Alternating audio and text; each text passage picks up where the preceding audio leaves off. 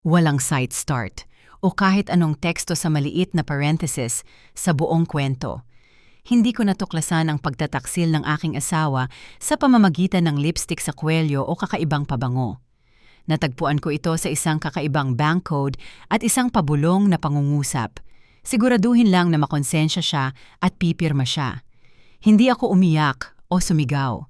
Basta't pinalitan ko ang mga kandado ng aking buhay pinansyal. Pagkalipas ng 2 linggo, nag-file siya ng diborsyo na may tiwalang ngiti, walang kaide-ideya na naisaayos, kuna ang aking mga ari-arian sa. Loob ng 14 na araw na iyon. Hindi ako nagplano ng paghihiganti, sinigurado ko ang aking kaligtasan. Ang pangalan ko ay Saskia Schmid, at sa huling 7 taon, akala ko alam ko kung paano bumabagsak ang liwanag sa sahig ng aking sala sa Hamburg Blankenese. Ito ay isang napaka-espesyal na liwanag, sinasala ng matatandang puno ng oak sa hardin, karaniwan ay mainit at nakapapawi. Ngunit kamakailan, parang humihinga ang bahay kahit na lahat ng ilaw ay nakabukas. Sa labas, may mahinang ulan, isang uri ng ambon na. Nagpapadulas sa mga kalye, sa elbe at nagiging baluktot na salamin ang mga bintana. Nakatayo ako sa bintana, pinagmamasdan ang isang sasakyang dahan-dahang dumadaan at nakaramdam ng lamig na walang kinalaman sa setting ng thermostat. Ito ang lamig ng isang lihim na iningatan sa kabilang silid.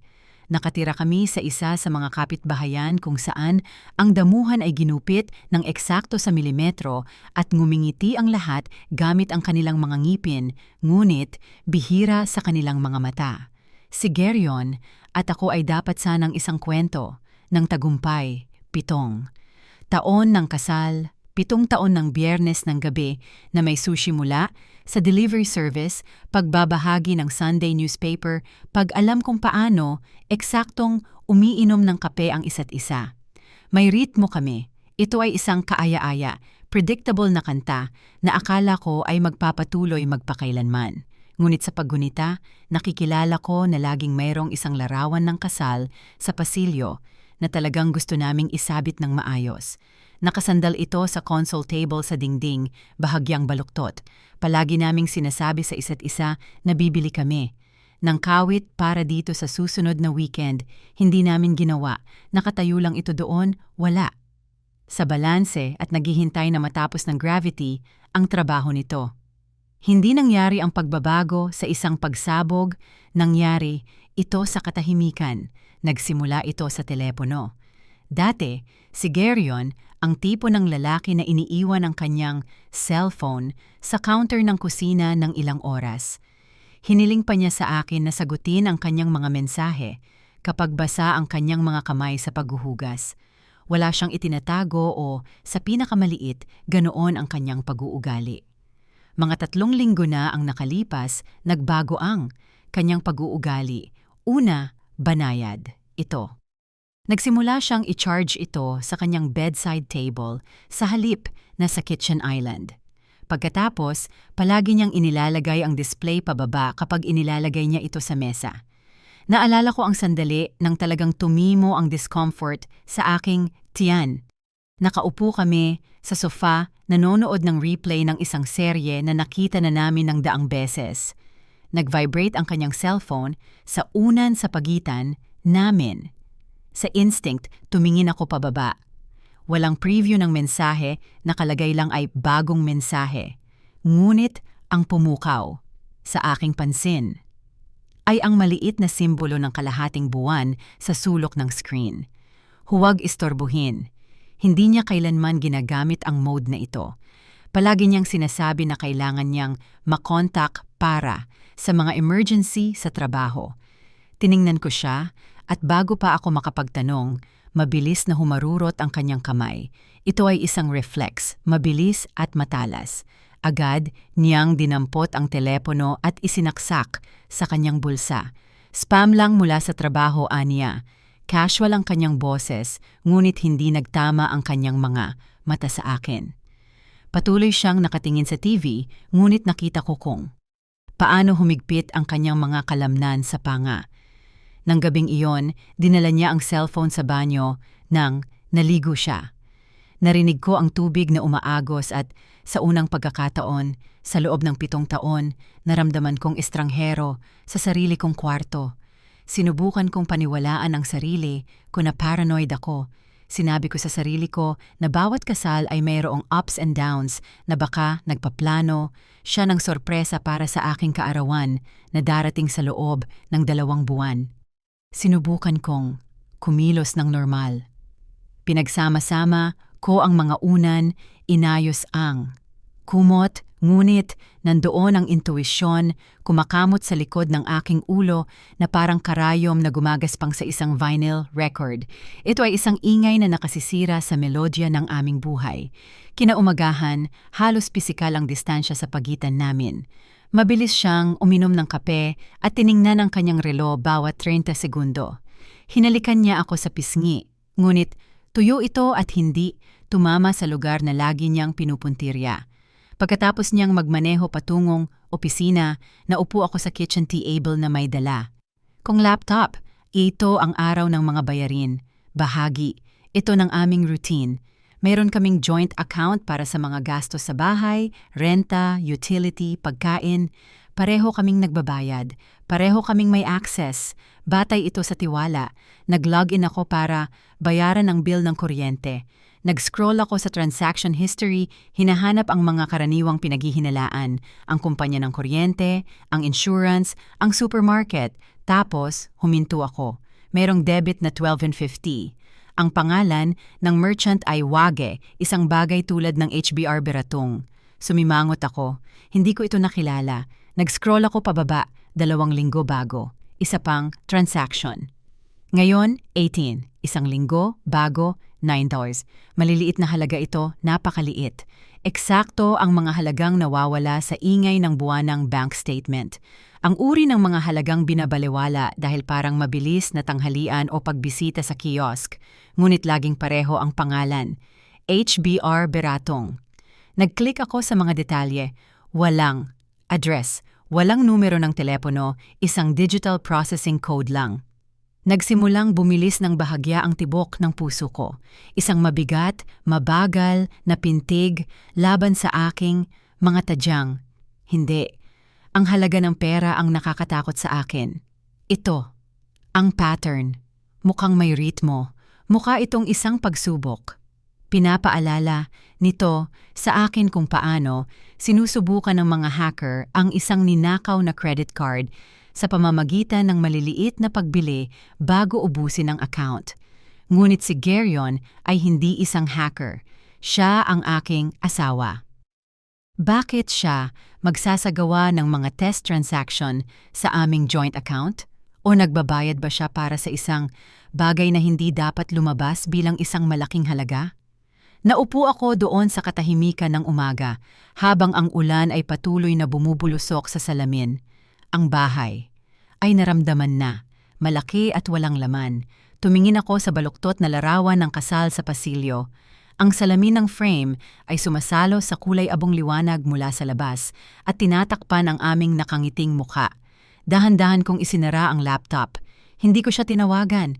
Hindi ako nagpadala ng mensahe para magtanong kung ano ang HBR Beratong. May nagsabi sa akin na kung magtatanong ako, may perpekto siyang sagot na nakahanda. Sasabihin niya na ito ay isang subscription sa software para sa trabaho o isang bagong coffee app. Maglalagay siya ng charming na ngiti at sasabihin sa akin na nag-aalala ako ng walang dahilan at kailangan ko siyang paniwalaan dahil masyadong nakakatakot ang alternatibo para isaalang-alang. Ngunit sa kaibuturan ng aking puso, sa ilalim ng mga patong ng pagtanggi, pagmamahal at 7 taon ng magkasanib na kasaysayan, alam ko ito. Hindi nagbago ang kapaligiran sa bahay dahil sa panahon. Nagbago ito dahil ang lalaking kasama ko ay naging iba. Kung nakikinig kayo, mangyaring isulat ang salitang "din nakikinig" sa mga komento dahil mayroong mga kwento na nangangailangan. Lamang ng isang saksi para maging totoo, kailangan kong malaman na hindi ako sumisigaw sa kawalan. Tumayo ako at lumapit muli sa bintana. Walang laman ang kalye. Si Geryon ay uuwi sa Gisen sa ganap na ika-8 ng gabi. Dadaan siya sa pinto, luluwagan ang kanyang kurbata at magtatanong kung ano ang makakain. Magpapanggap siyang maayos ang lahat. At kailangan ko ring magpanggap na maayos ang lahat. Ngunit habang pinagmamasdan ko ang ulan na bumabaha sa aspalto, isang nakakatakot na bagay ang naging malinaw sa akin. Ang maliliit na pagdebit, ang nakakandadong cellphone, ang malamig na balikat, hindi lang ito mga palatandaan ng isang affair. Ito ay parang paghahanda. Hindi ko alam kung iiwan niya ako o kung naghahanda siya na dalhin ang buong buhay ko. Nangyari ang pagbabago, isang Martes, 3 araw pagkatapos ng bagyo. Umuwi ako mula sa trabaho, masakit ang aking mga balikat mula sa isang araw na puno ng mga appointment sa kliyente at inaasahan ko ang parehong makapal, hindi komportableng katahimikan na bumalot sa bahay sa loob ng ilang linggo. Sa halip ang amoy ng mga peony ay bumungad sa akin. 2 sila, maputlang rosas at agresibong masaya, inayos sa kristal na florera na karaniwan naming inilalabas lamang tuwing Pasko. Nasa kusina si Geryon. Naka-apron siya at naghahalo ng amoy bawang at puting alak. Nang makita niya ako, hindi lang siya ngumiti, nagliwanag siya. Ito ay isang ekspresyon na may mataas na watt, ang uri ng ngiti na sinasanay ng isang politiko sa salamin bago ang isang debate. Kumusta, magandaan niya. Lumapit siya sa akin at hinalikan ako. Ito ay isang mahabang halik, teatral at tumpak. Bumalik siya ng sapat para tumingin sa aking mga mata. Mabigat ang kanyang mga kamay sa aking baywang. Iniisip ko tayo ngayon, ang biyahe na ginawa natin sa Lubeck, 4 na taon na ang nakakaraan. Naalala mo ang fountain? Gusto kong ibalik ang kaunting mahika na iyon. Nakatayo ako roon, mahigpit na hawak ang aking handbag at nakaramdam ng kakaibang pagkalayo. Ang heryon noong nakaraang linggo na nagbabantay ng kanyang cellphone na parang lih-im ng estado ay nawala. Sa kanyang lugar ay ang lalaking ito, masyadong maingay, masyadong maliwanag, masyadong present. Parang nanonood ng isang masamang artista na nagbabasa ng mga linya mula sa isang script na kabisado niya lang 10 minuto na ang nakakaraan. Salamat anya at pinilit ang aking boses na umayon sa kanyang tono. Ang ganda nila. Ang hapunan ay isang palabas.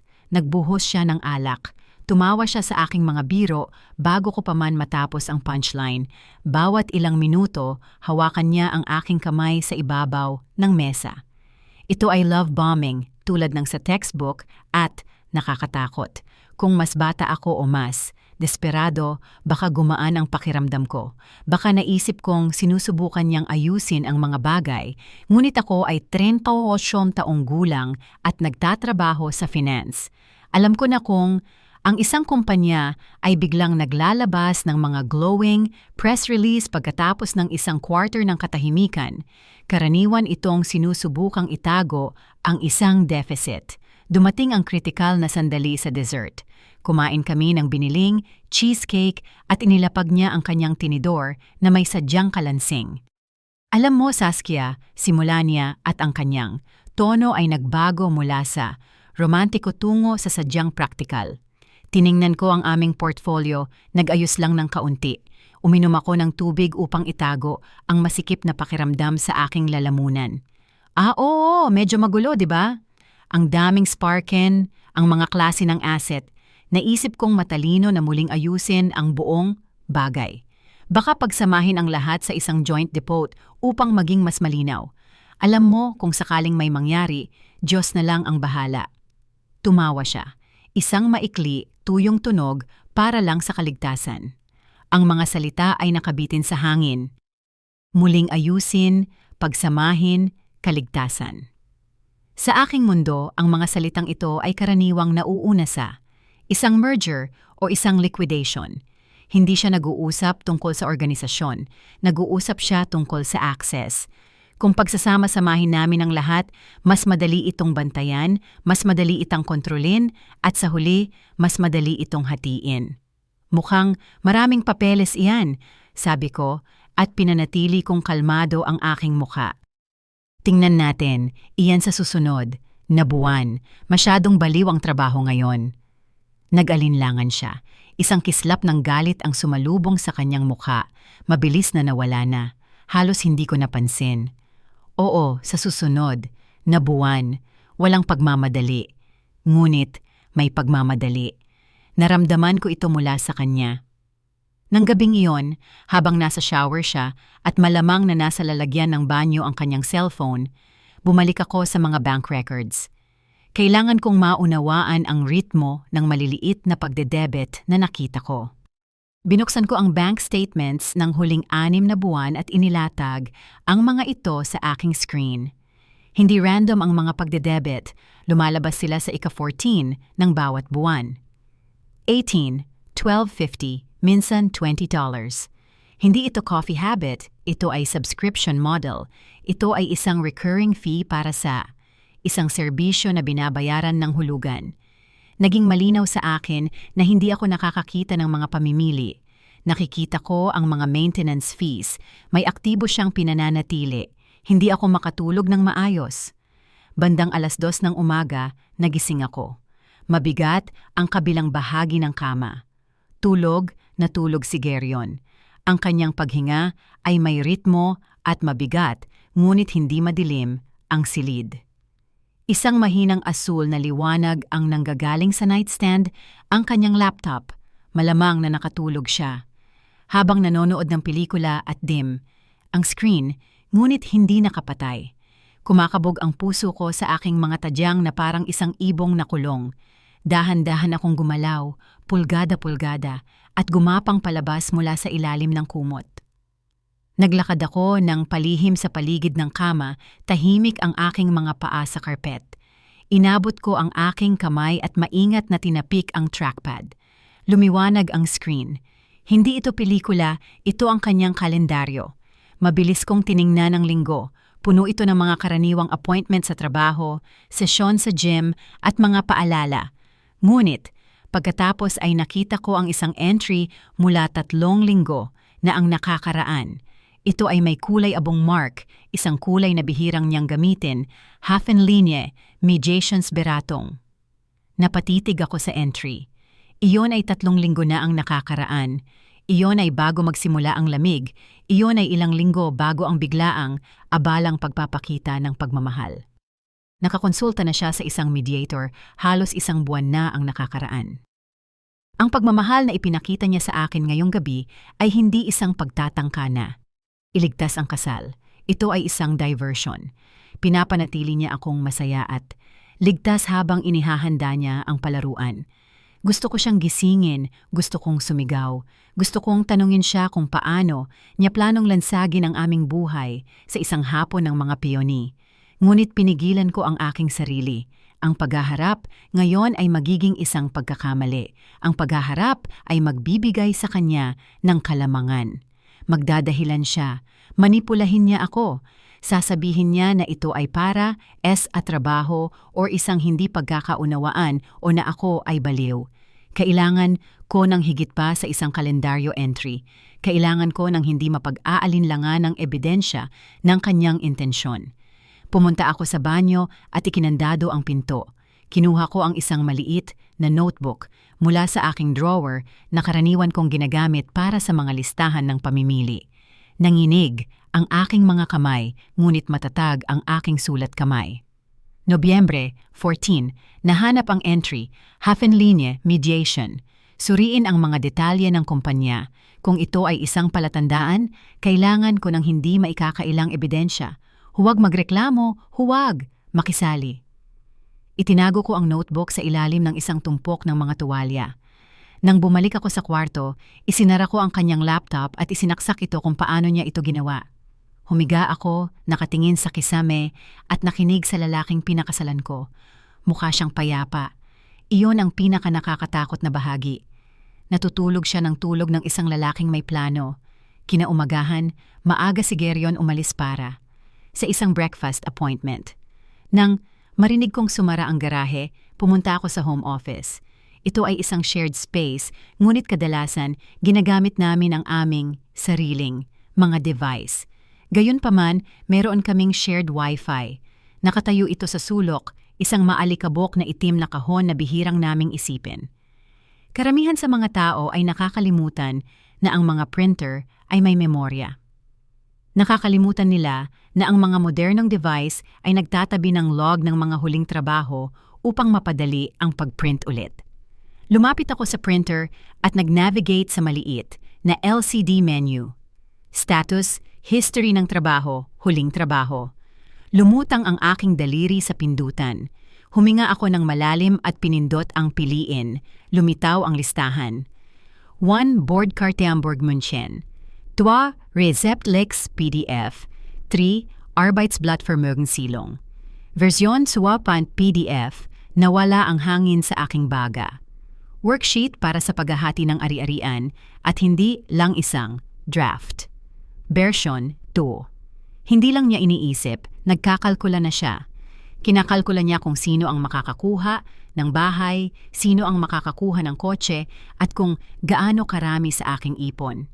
Ang maaari niyang kunin, naimprinta niya ito marahil habang ako ay namimili at pagkatapos ay umupo sa eksaktong desk na yon at hinati ang aming 7 taon na magkasama sa mga column ng debit at credit.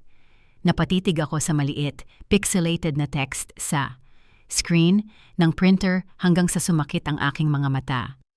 Ang pag-uusap tungkol sa restructuring sa hapunan ay ngayon ay naging perpekto, kasuklam-suklam na kahulugan. Gusto niyang pagsamahin ang mga account upang mas madali silang magkasya sa worksheet na ito. Gusto niyang magkaroon ng lahat sa isang lugar upang maituro niya ito at sabihin, kalahati nito ay akin. Hindi ako nagprint ng kopya, mag-iiwan yon ng bakas. Sa halip, kumuha ako ng litrato ng screen gamit ang aking cellphone na ipinapakita ang petsa at oras ng kanyang print job. Pagkatapos, umalis. Ako sa menu at iniwan ang makina kung paano ko ito nakita. Pumunta ako sa kusina at nagluto ng isang tasa ng kape. Nakatayo ako sa gitna ng silid, pinagmamasdan ang mga peony. Nagsimula silang bumukas. Ang kanilang mga talulot ay malago at buhay na buhay. Mukha silang maganda. Mukha silang pagmamahal. Kinuha ko ang plorera at lumapit sa basurahan. Saglit kong naisip na itapon ang mga ito, ngunit pagkatapos ay huminto. Ako. Kung itatapon ko sila, malalaman niya na may mali. Malalaman niya na galit ako. Ibinabalik ko ang plorera sa counter. Inayos ko ang isang dahon. Mula sa sandaling iyon, hindi na ako ang kanyang asawa. Ako ay isang undercover agent sa sarili kong bahay. Ngumiti ako. Kakainin ko ang kanyang pagkain. Hahayaan ko siyang hawakan ng aking kamay. Ngunit magmamasid ako. Magtatala ako. Magmamasid. Ako sa kanya na parang estranghero na nakatira kasama ang isang taksil. At hindi ko hahayaan na mapansin niya na kumukurap man lang ako. May sariling ritmo ang Hamburg sa 10:00 ng umaga. Ito ang tunog ng ambisyon ng mga gulong sa basang aspalto at ng mga professional na nagmamadali sa pagitan ng mga glass palace ng Hafen City, hawak ang mga kape. Isa ako sa kanila. Patungo ako sa isang kliyente malapit sa Jungfernstieg at mabilis akong naglakad. Mahigpit kong inayos ang aking trench coat laban sa patuloy na kahalumigmigan ng umaga.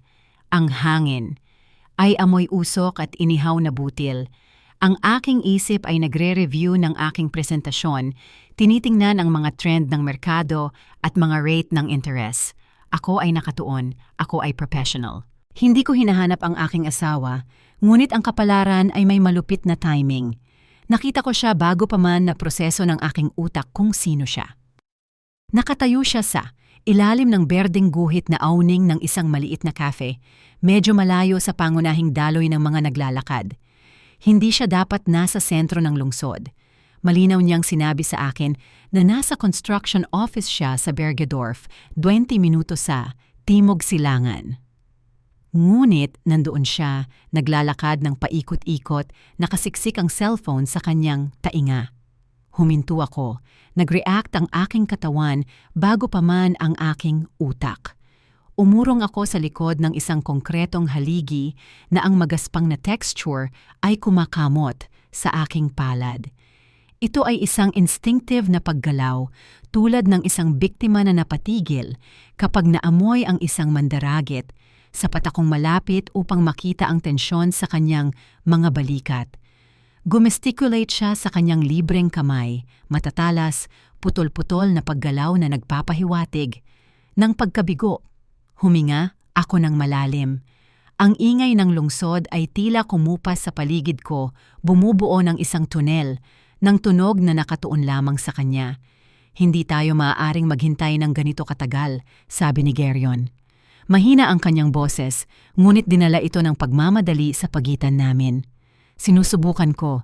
Ginagawa ko ang lahat ng napag-usapan natin. Ngunit nagtatanong siya tungkol sa mga account. Huminto siya at nakinig. Pinagmamasdan ko ang kanyang mukha. Ito ay isang mukha na hinalikan ko kaninang umaga, ngunit ngayon mukha itong matigas at kalkulado. Alam ko, sabi niya sa kanyang kausap. Alam ko ang schedule. Kapag nakuha na natin ang kasunduan, magiging maayos ang lahat. Kailangan ko lang ng mas matinding pressure. Ikaw mismo ang nagsabi. Siguraduhin lang na makonsensya siya, tapos pipirma siya. Bumagsak ang tiyan ko. Pakiramdam ko ay nakalunok ako ng yelo.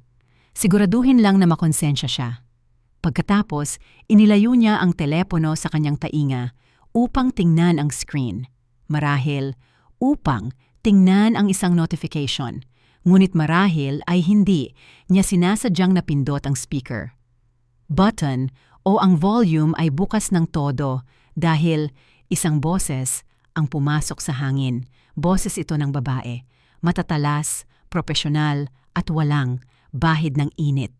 Huwag kang lumambot, Geryon, sabi ng boses. Huwag mo siyang bigyan ng oras upang maghanda. Kailangan mo ang pirma na iyon hanggang Biyernes. Hindi maghihintay si Margarete, magpakailanman para ayusin mo ang iyong gulo. Margarete. Ang pangalan ay nakabitin sa mahalumigmig na hangin. Hindi, ito isang siya. Ito ay si Margarete, isang totoong tao. Isang tao na may pangalan, isang boses at isang interes sa pagsira ng aking buhay. Ibinalik ni Geryon ang telepono sa kanyang tainga. Aayusin ko ito, magkikita tayo sa opisina. Ibinaba niya ang telepono at lumingon. Idiniin ko ang aking sarili sa haligi. Ang puso ko ay kumakabog ng napakalakas laban sa aking mga tadyang na akala ko ay magkakaroon ako ng pasa. Pumikit ako. Narinig ko ang kanyang mga hakbang sa sementadong kalsada, papalayo sa akin, patungo sa parking garage. Hindi ko siya hinabol. Hindi ako lumabas at sumigaw. Hindi ko siya binuhusan ng kape. Nanatili akong nakatayo ng isang buong minuto pagkatapos siyang umalis. Nanginig ang aking mga kamay, ngunit biglang naging nakakatakot, na malinaw ang aking isip. Hindi ito isang magulong affair na puno ng hilig. Ito ay isang transaksyon sa negosyo. Nag-uusap sila tungkol sa mga schedule, nag-uusap sila tungkol sa mga diskarte, nag-uusap sila tungkol sa akin na parang ako ay isang hadlang sa isang software ng pamamahala ng proyekto. Lumingon ako at nagtungo sa aking appointment sa kliyente. Umupo ako ng isang oras sa isang financial planning session. Ngumiti ako, nagkamay ako. Nag-usap kami tungkol sa mga kita at pamamahala ng panganib. At sa lahat ng oras, isang solong pag-iisip ang umuulit sa aking isip na parang mantra. Manatiling tahimik para mabuhay. Kinaumagahan, tahimik sa bahay. Umalis na si Geryon para sa kanyang jogging sa Sabado. Karaniwan siyang tumatakbo ng eksaktong 45 minuto. Pinanood ko siyang umalis at nakita ko kung paano nagbago ang mga digital na numero sa orasan ng microwave. Alam kong may eksakto. Akong 45 minuto upang maging isang multo sa sarili kong kasal. Pumunta ako sa kanyang opisina. Hindi ko. Binuksan ang ilaw. Sapat na ang sikat ng araw sa umaga. Binuksan ko ang kanyang laptop. Pinalitan niya ang kanyang cellphone password. Ngunit hindi pa ang password para sa laptop. Ito pa rin ang taon kung kailan namin binili. Ang bahay, sinundan ng pangalan ng kanyang unang aso, 2018 Bello. Lumiwanag ang screen. Hindi ko tiningnan ang kanyang browser history. Para iyon sa mga amateur. Direkta akong pumunta sa hard drive. Binuksan ko ang search window at tinype ang pangalan na nasa aking isip sa loob ng 24 na oras. Margarete, walang lumabas. Hindi niya gagamitin ang kanyang pangalan sa shared devices. Sinubukan ko ang iba. Hinanap ko ang petsa na nakita ko sa log ng printer, Nobyembre 14. Lumabas ang isang folder. Simple lang ang pangalan nito, Project Blue. Binuksan ko ito. Ang unang file ay isang PDF. Ito ay isang kalendaryo na may appointment sa mediation sa Anne Hafen Linie. Mediation. Ang mga petsa ay nagsisimula 2 buwan na ang nakakaraan. Matagal na siyang nagpupunta doon bago pa man magsimula ang mga bulaklak at ang romantikong hapunan. Ang pangalawang file, away, isang serye ng mga invoice, bayad sa konsultasyon. Ang mga ito ay nakakadressed sa isang third-party na kumpanya NA, hindi ko pa naririnig. Ngunit ang paglalarawan ng serbisyo ay tumutugma sa mga petsa ng mediation, isang $500, $2,000. Hindi lang nawawala ang pera. Ito ay ini-invest sa aking pagpapaalis. Kinuha ko ang aking cellphone. Hindi ko ipinasa ang mga email sa sarili ko. Mag-iiwan iyon ng digital footprint. Sa halip, kumuha ako ng high-resolution na litrato ng bawat dokumento sa screen. Kinuhanan ko ng litrato ang mga invoice. Kinuhanan ko ng litrato ang kalendaryo. Kinuhanan ko ng litrato ang isang email thread kung saan siya ay nakikipag-usap sa isang abogado tungkol sa mga ari-arian na kasalukuyang nakapangalan sa asawa. Pagkatapos, nakita ko ito, ang file na nagpalamig ng aking dugo. Ito ay isang Word document na pinamagatang draft ng kasunduan sa pag-aasawa pagkatapos ng kasal version 4. Lumutang ang aking mga daliri sa trackpad, isang kasunduan sa pag-aasawa pagkatapos ng kasal. Bakit niya kailangan ng kontrata kung nag-file siya ng diborsyo? Dinoble-click ko ito. Binuksan ang dokumento. Nag-scroll ako sa legal na jargons, ang mga clause tungkol sa hiwalay na ari-arian, ang pagtalikod sa spousal support, at pagkatapos ay narating ko ang pahina ng mga pirma. May linya para kay Gerion at isang para sa akin. Pagkatapos ng mga kondisyon, nakasaad na sa kaso ng diborsyo, lahat ng ari-arian na hindi malinaw na nakalista bilang magkasama ay mapupunta sa pangunahing kumikita na kanyang minanipula sa papel upang magmukhang siya sa pamamagitan ng paglilipat ng mga pondo. Ngunit ang clue ay ang preamble. Ang kasunduan ay ipinakita bilang muling pagpapatibay ng kasal. Ito ay idinisenyo upang magmukhang isang ehersisyo sa pagbuo ng tiwala. Naunawaan ko ngayon ang pag-uusap sa cafe. Siguraduhin lang na makonsensya siya pagkatapos ay pipirma siya. Ayaw pa niyang ibigay sa akin ang mga papel ng diborsyo. Gusto niyang mag-orchestrate ng isang krisis. Gusto niyang sabihin sa akin na nasa bingit ng pagbagsak ang aming kasal, na nakakaramdam siya ng kawalan ng katiyakan, na kailangan niya na pirmahan ko ang kasunduan na ito upang patunayan na sinusuportahan ko siya. Gusto niyang gamitin ang aking pagmamahal at ang aking mga pagkakasala laban sa akin upang mapapirma ako na ipawalang bisa ang aking mga karapatan. At sa sandaling matuyo ang tinta, magsasampa siya ng diborsyo at iiwan niya ako na walang anuman. Gusto niya na pirmahan ko ang aking sariling hatol ng kamatayan at pasalamatan pa siya sa panulat. Narinig ko ang paggulong ng garahe. Bumalik na siya. Isinara ko ang dokumento.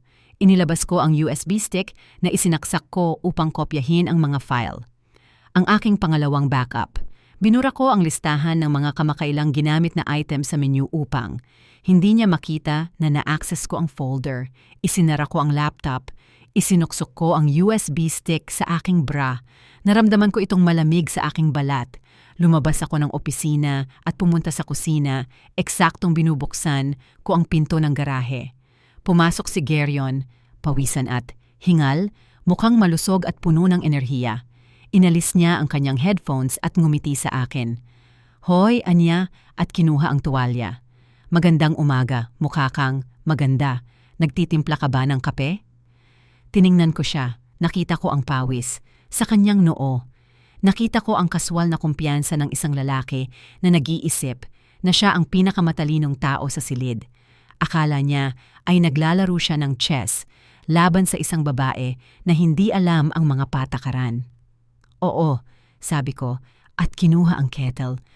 Nagtitimpla ako ng kape. Gusto mo rin? Oo naman, anya at dumaan sa akin papunta sa refrigerator. Nahawakan niya ang aking likod. Hindi, ako nanginginig. Nagbuhos ako ng tubig. Pinagmamasdan ko ang umaakyat na usok. Taglay ko na ngayon ang mapa ng kanyang buong plano ng pagsalakay. Alam ko ang tungkol kay Margarete, alam ko ang tungkol sa pera, at higit sa lahat, alam ko ang tungkol sa bitag na gusto niyang ihulog sa akin. Hindi lang niya planong diborsyuhin ako, planado niyang itali ako ng may daya bago niya alisin ang aking tapakan. Akala niya ako ang biktima, wala siyang. Ideya na habang naglalakad siya sa kapitbahayan, nag-armas ako para sa digmaan. Ang opisina ni Dr. Dana Klein ay amoy, lemon oil, lumang papel at mamahaling desisyon. Nasa ika-20 palapag ito ng isang gusali na nakatanaw mismo sa bangko kung saan kami ni Gerion mayroon kaming joint account. Walang malambot na sofa dito, walang tissue sa mga floral box. Ang mga kasangkapan ay gawa sa balat at chrome, naroroon upang panatilihin kang tuwid at alisto. Si Dana mismo ay isang babae na may matatalim na anggulo mula sa kanyang paged haircut hanggang sa dulo ng kanyang fountain pen. Hindi siya nakatingin sa akin na. May awa nang ilagay ko ang mga nakaprint na larawan ng draft ng kontrata at mga entry sa kalendaryo sa kanyang mesa. Tiningnan niya. Ang mga ito ng may clinical distance ng isang siruhano na nagsusuri ng x-ray ng isang bali ng buto. Binuklat niya ang mga pahina. Ang kanyang mga mata ay nag-scan sa legal na jargons na inihanda ni Gerion para sa akin. Standard, aniya, ang kanyang boses ay tuyo. Sinusubukan niyang ibalik ang orasan para sa inyong joint asset. Kung pipirmahan niyo iyan, kinikilala niyo na ang lahat bago ang petsang iyon ay sakop ng kanyang definisyon ng separate property. Hindi niya sinusubukang iligtas ang kasal, Saskia. Sinusubukan niyang i-annul ang inyong financial partnership ng may retroactive effect. Naupo ako doon, mahigpit na nakakrus ang aking mga kamay sa aking kandungan. Pakiramdam ko ay nagnanakaw ako, umamin ako, at ang mga salita ay amoy-abo. Kung maglilipat ako ng pera, kung itatago ko ang mga bagay, hindi ba't iyon din ang ginagawa niya? Huminto si Dana sa pagbabasa. Inalis niya ang kanyang salamin sa pagbasa at tumingin ng diretso sa aking mga mata. Makinig ka sa akin ng mabuti, Anya. Mayroon na siyang abogado, mayroon na siyang inihandang dokumento upang alisin ang iyong mga karapatan. Sa esensya, nagdeklara siya ng giyera kaya ang pagsusuot mo ng helmet ay hindi pagtataksil. Ito ay pagtatanggol sa sarili. Huwag mong ipagkamali iyan. Binuksan niya ang isang bagong notepad. Ngayon sabihin mo sa akin kung ano ang sa iyo. Hindi sa atin, sa iyo lang. Huminga ako ng malalim. Mayroon akong savings, account mula bago ako magpakasal. Mayroon doon mga $40,000 at 3 taon na ang nakakaraan, namatay ang tiyak kong si Clara at nag-iwan sa akin ng mana. Nasa savings account ito mga $65,000. Tumango si Dana at mabilis na nagsulat. Mabuti mahusay, naisama mo ba ang mga pondo na ito? Nagdeposito ka ba ng joint salary doon? Nagbayad ka ba ng anumang utang mula doon? Hindi, sabi ko. Mahigpit kong pinaghiwalay. Ang mga ito, para lang. Sa mga emergency. Kung gayon, maililigtas natin sila, sabi ni Dana. Ngunit kailangan nating ilipat ang mga ito kaagad. Kung magsasampa siya ng diborsyo bukas at ipa-freeze ang mga ari-arian, kailangan mong humingi ng pahintulot sa hukom kung gusto mo lang bumili ng pagkain. Magtatayo tayo ng isang trust fund para sa separate property. Lilipat natin ang mana at ang premarital savings doon kaagad. Gumagawa ito ng legal na pader. Sinasabi nito, ito ay kay Saskia at hindi kailanman nahawakan ang kasal. Mayroong bilog siya sa kanyang notepad. Ang timing ay lahat. Kailangan nating itayo at punan ang pondo bago siya mag-file. Kung gagawin natin ito bago, ito ay asset planning. Kung gagawin natin ito pagkatapos, magmumukha itong pagtatago ng ari-arian. Kailangan nating maging mas mabilis kaysa sa kanya. Pagkatapos ay ibinaling ni Dana ang kanyang atensyon sa mga larawan ng consultancy fees. Natagpuan ko ang mga bayad sa misteryosong third-party na kumpanya. Tinapik niya ang kanyang panulat sa papel. Nagtatrabaho ako sa isang forensic expert, anya. Ipinadala ko sa kanya ang mga merchant code na ipinadala mo sa akin kanina. Nakita niya ang isang paunang bakas. Ipinasa niya sa akin ang isang piraso ng papel sa ibabaw ng mesa. Ito ay isang print-out mula sa commercial register. Ang kumpanyang tumatanggap ng mga bayad na ito ay isang shell company, paliwanag niya. Walang website, walang empleyado. Ngunit tingnan mo ang address ng rehistradong kinatawan. Tiningnan ko, ito ay isang numero ng opisina sa isang gusali sa Hamburg, Altona. Ito ang parehong gusali kung saan nirerentahan ng law office ni Margarete ang kanilang karagdagang espasyo, sabi ni Dana. At ang kinatawan ay isang legal secretary na dating. Nagtrabaho kay Margarete. Hindi lang nagbabayad si Geryon ng isang mediator, inililipat niya ang joint asset, ang iyong pera, sa isang pondo na malamang na may access si Margarete.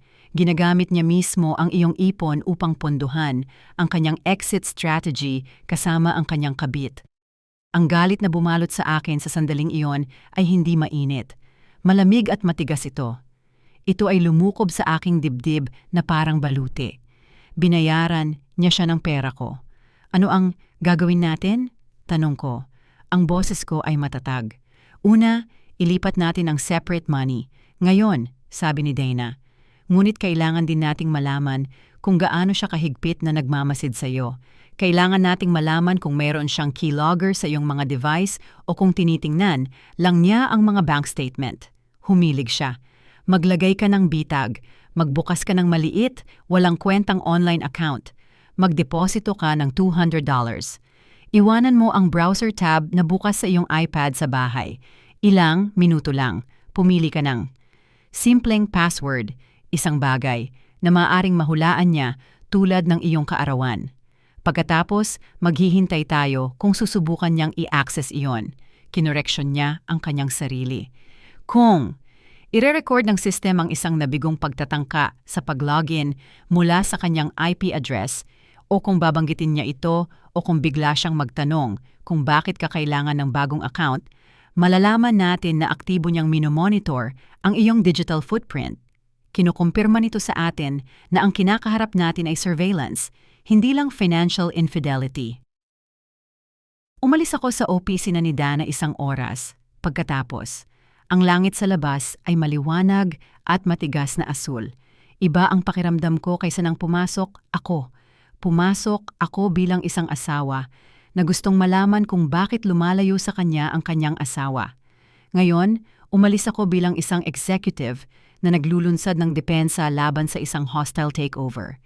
Direkta, akong pumunta sa bangko.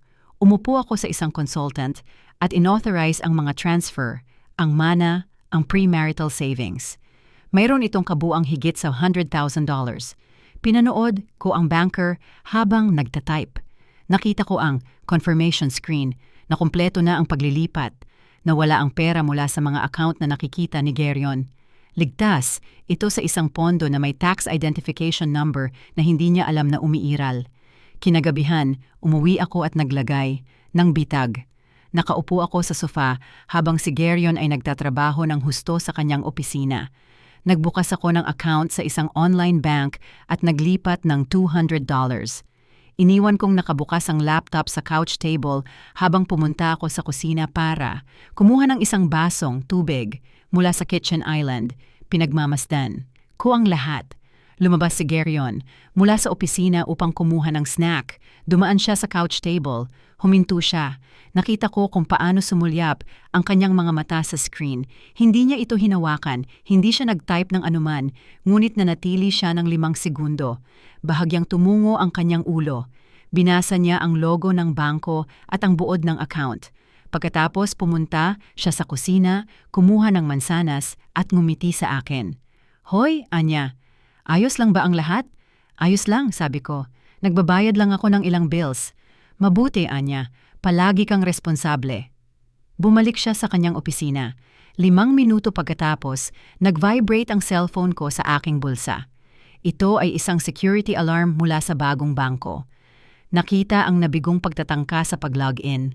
Hindi niya hinawakan ang computer sa harapan ko.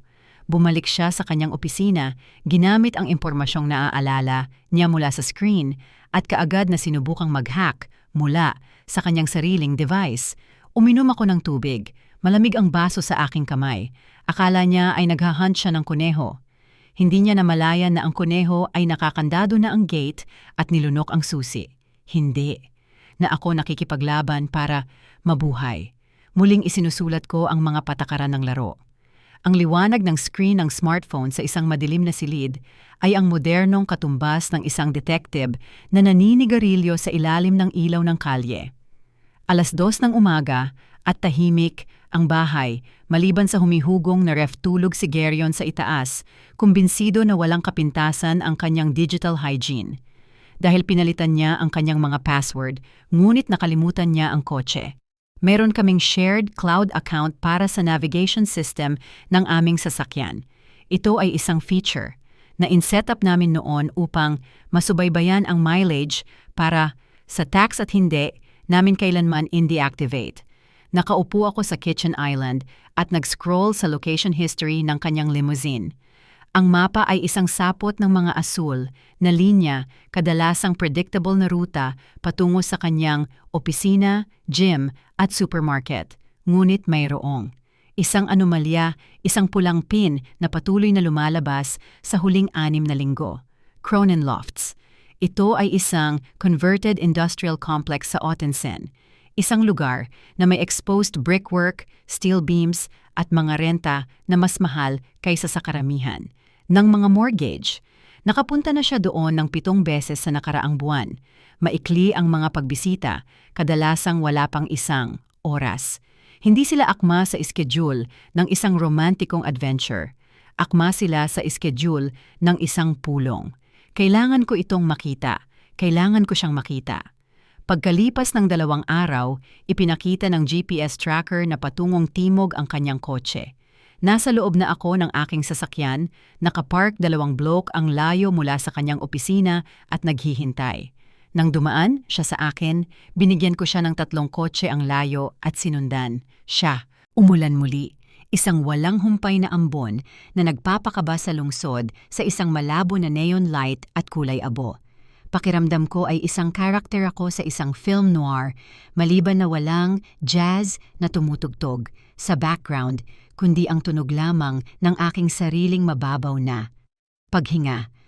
Lumiko siya sa guest parking lot ng Cronin Lofts. Nagpark ako sa kabilang kalye sa likod ng isang delivery van. Pinatay ko ang makina at nagmasid. Lumipas ang 10 minuto, pagkatapos ay 20. Umuulan sa bubong ng aking kotse. Kinuha ko ang aking kamera. Mabigat ang telephoto lens sa aking mga kamay. Pagkatapos ay bumukas ang mabibigat na bakal na pintuan ng gusali. Lumabas si Geryon, hindi siya nag-iisa.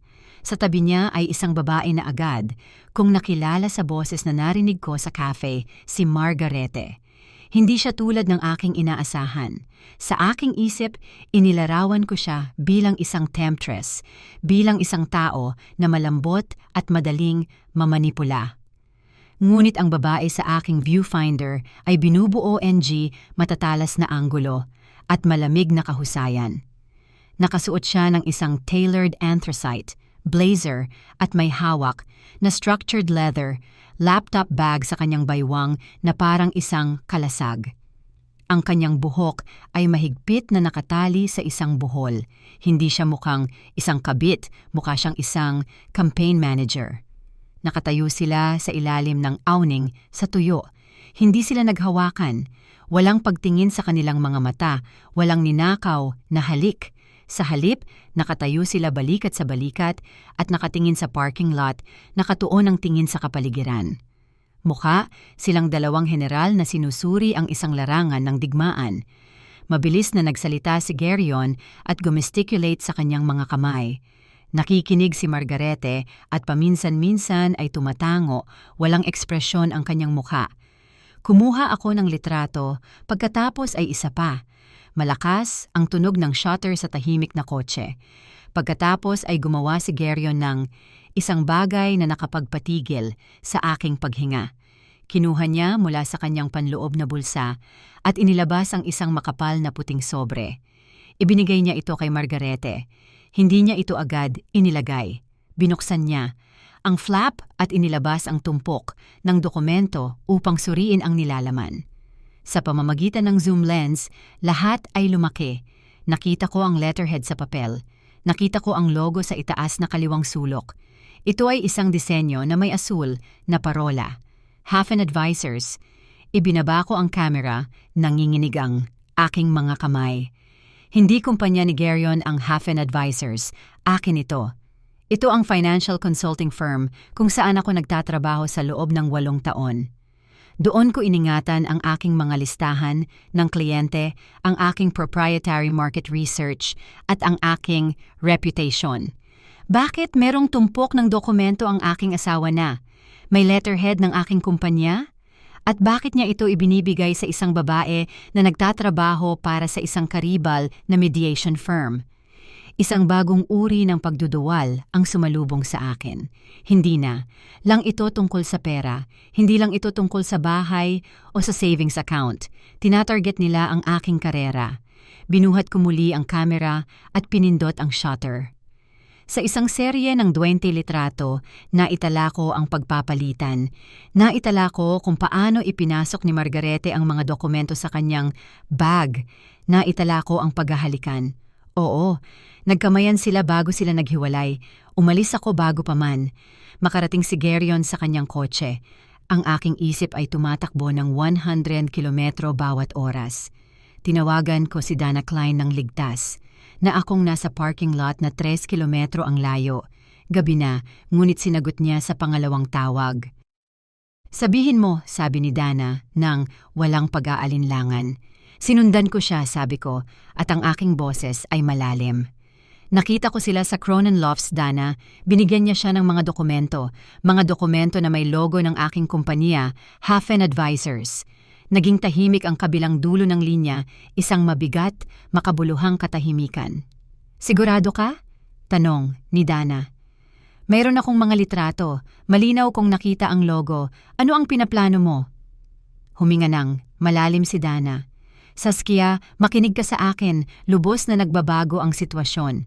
Kung nagpaplano ka ng isang napaka-controversial na diborsyo, kailangan mo ng leverage. Kung mapapatunayan mo o mapapalsipikahan mo na kumikilos ka ng hindi etikal, maaari mong sirain ang iyong kredibilidad. Pag-isipan mo, kung maglalagay ka ng ebidensya na nagpapalabas ka ng data ng kliyente o na illegal kang naglilipat ng pondo sa pamamagitan ng iyong law office, maaari mong masigurado na ikaw ay matatanggal sa trabaho.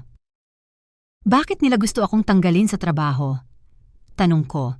Kung mawalan ako ng trabaho, hindi ko siya mababayaran ng alimony. Hindi, pagtatama ni Dana sa matigas na boses.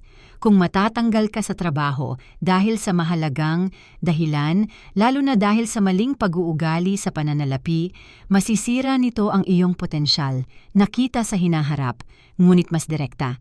Ipinapakita kanito bilang hindi, matatag at hindi, tapat. Maaaring pumunta si Geryon sa korte at sabihin, iyong kamahalan ang aking asawa ay kasalukuyang iniimbestigahan dahil sa pandaraya sa kanyang pinagtatrabahuhan. Itinatago niya ang mga ari-arian. Hindi siya mapagkakatiwalaan. Lumilikha ito ng ulap. Habang abala ka sa pakikipaglaban para sa iyong lisensya at umiiwas sa bilangguan, wala kang enerhiya o resources upang labanan siya para sa mana. Gusto kanyang sirain. Napatitig ako sa windshield sa basang kalsada. Ang kalupitan ay nakakatakot. Hindi sapat para sa kanya ang sirain ang puso ko. Gusto niya sirain ang aking gulugod. Gusto niyang kunin ang tanging bagay na. Akin lang ang aking professional na reputation at gamitin ito bilang sandata upang paluhurin ako. Sinusubukan niyang ipatong sa akin ang isang bagay, bulong ko, Nagnanakaw siya ng aking mga internal na dokumento upang ipalsipika ang isang conflict of interest o isang paglabag sa confidentiality. Eksakto, sabi ni Dana. Kailangan nating unahan iyan. Kailangan mong isecure ang iyong working environment kaagad. Palitan ang iyong mga password. I-log ang bawat dokumento na ina-access mo. At kailangan namin ang mga litratong iyon. Kung susubukan kanyang akusahan ng data leak, mapapatunayan natin na siya ang nagbigay ng mga file sa ikatlong partido. Ibinitin ko ang telepono. Naramdaman ko ang isang malamig na determination na bumalot sa akin, pinapalitan ang takot. Ginugol ko ang mga nakaraang linggo sa pagluluksa sa pagkawala ng aking kasal. Umiyak ako sa shower, tiningnan ko ang mga lumang larawan at nagtataka kung saan napunta ang pag-ibig. Ngunit sa pagkakita ng digital na larawan ni Margarete na, isinusuksok ang aking karera sa kanyang designer bag na wala ang lungkot. Tinrato nila ang aking buhay na parang clearance sale. Akala nila ako ay isang troubled asset na. Maaari nilang pagkakitaan. Pinatakbo ko ang sasakyan, humugong ang makina.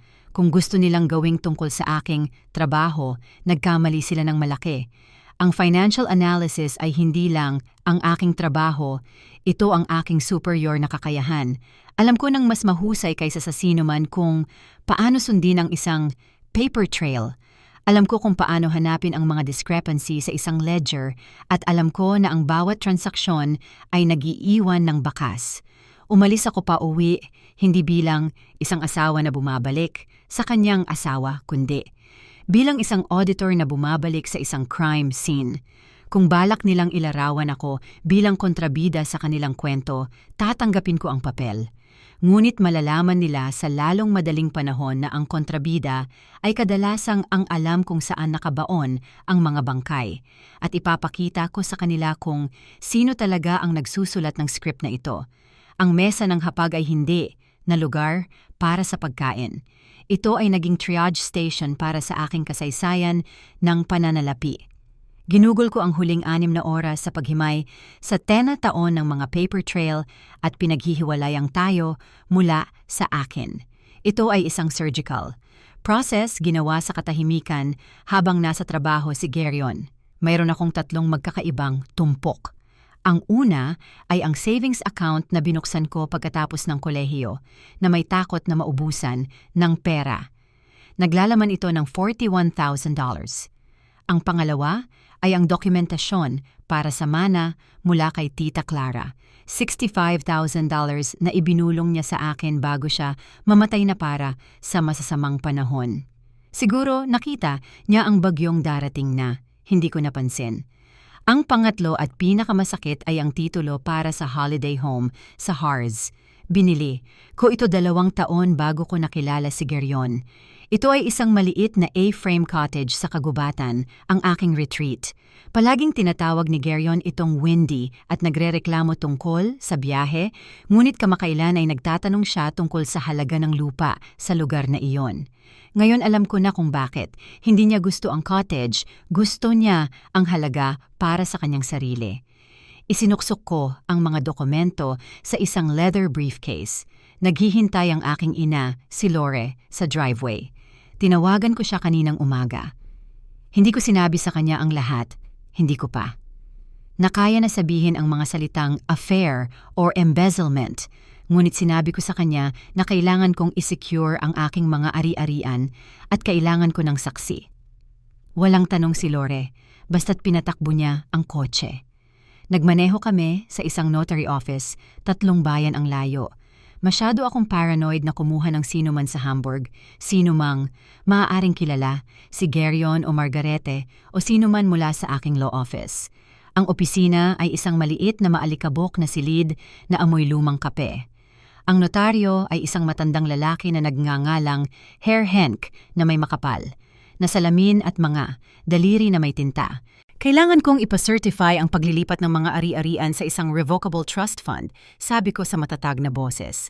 At kailangan ko ng isang affidavit tungkol sa separate property. Tumango si Herr Henk at inayos ang kanyang salamin. Nagsimula siyang basahin ang mga dokumento na inihanda ni Dana. Tahimik ang silid maliban sa humihugong ng air conditioning at ang pagkaskas ng kanyang panulat. Pumirma ako ng aking pangalan, Saskia Schmid.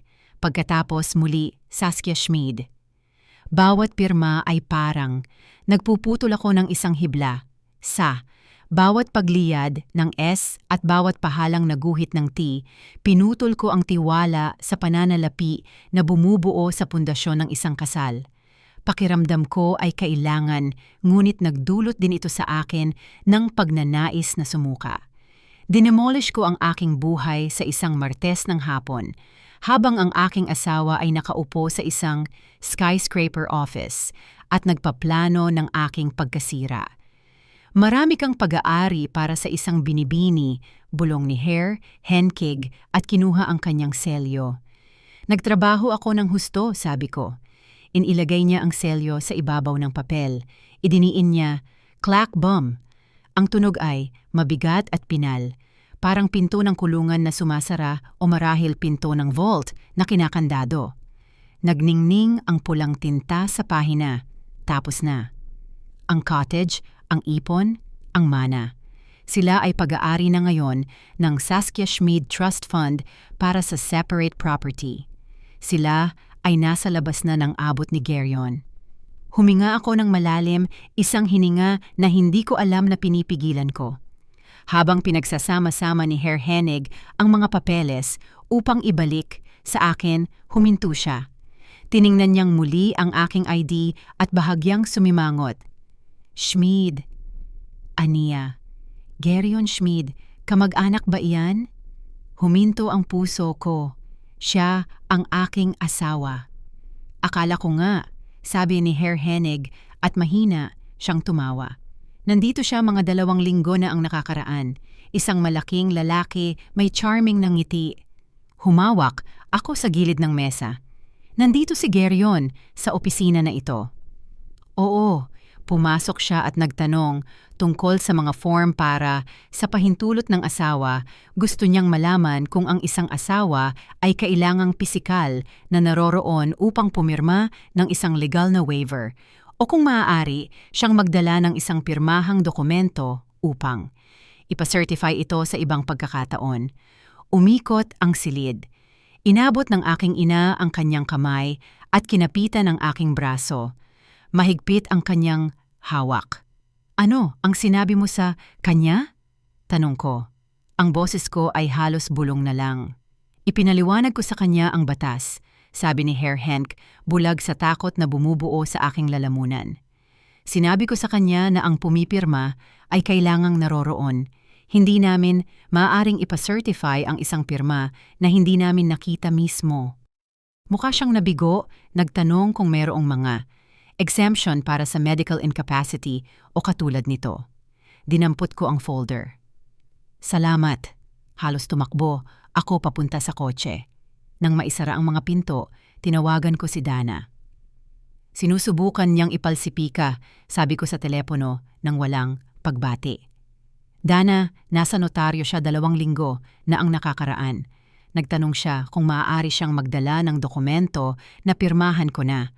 Nagtanong siya tungkol sa mga exemption para sa medical incapacity. Susubukan niyang ipalsipika ang aking pirma sa kasunduang ito ng pag-aasawa o sa isang power of attorney. Matatalas ang boses ni Dana.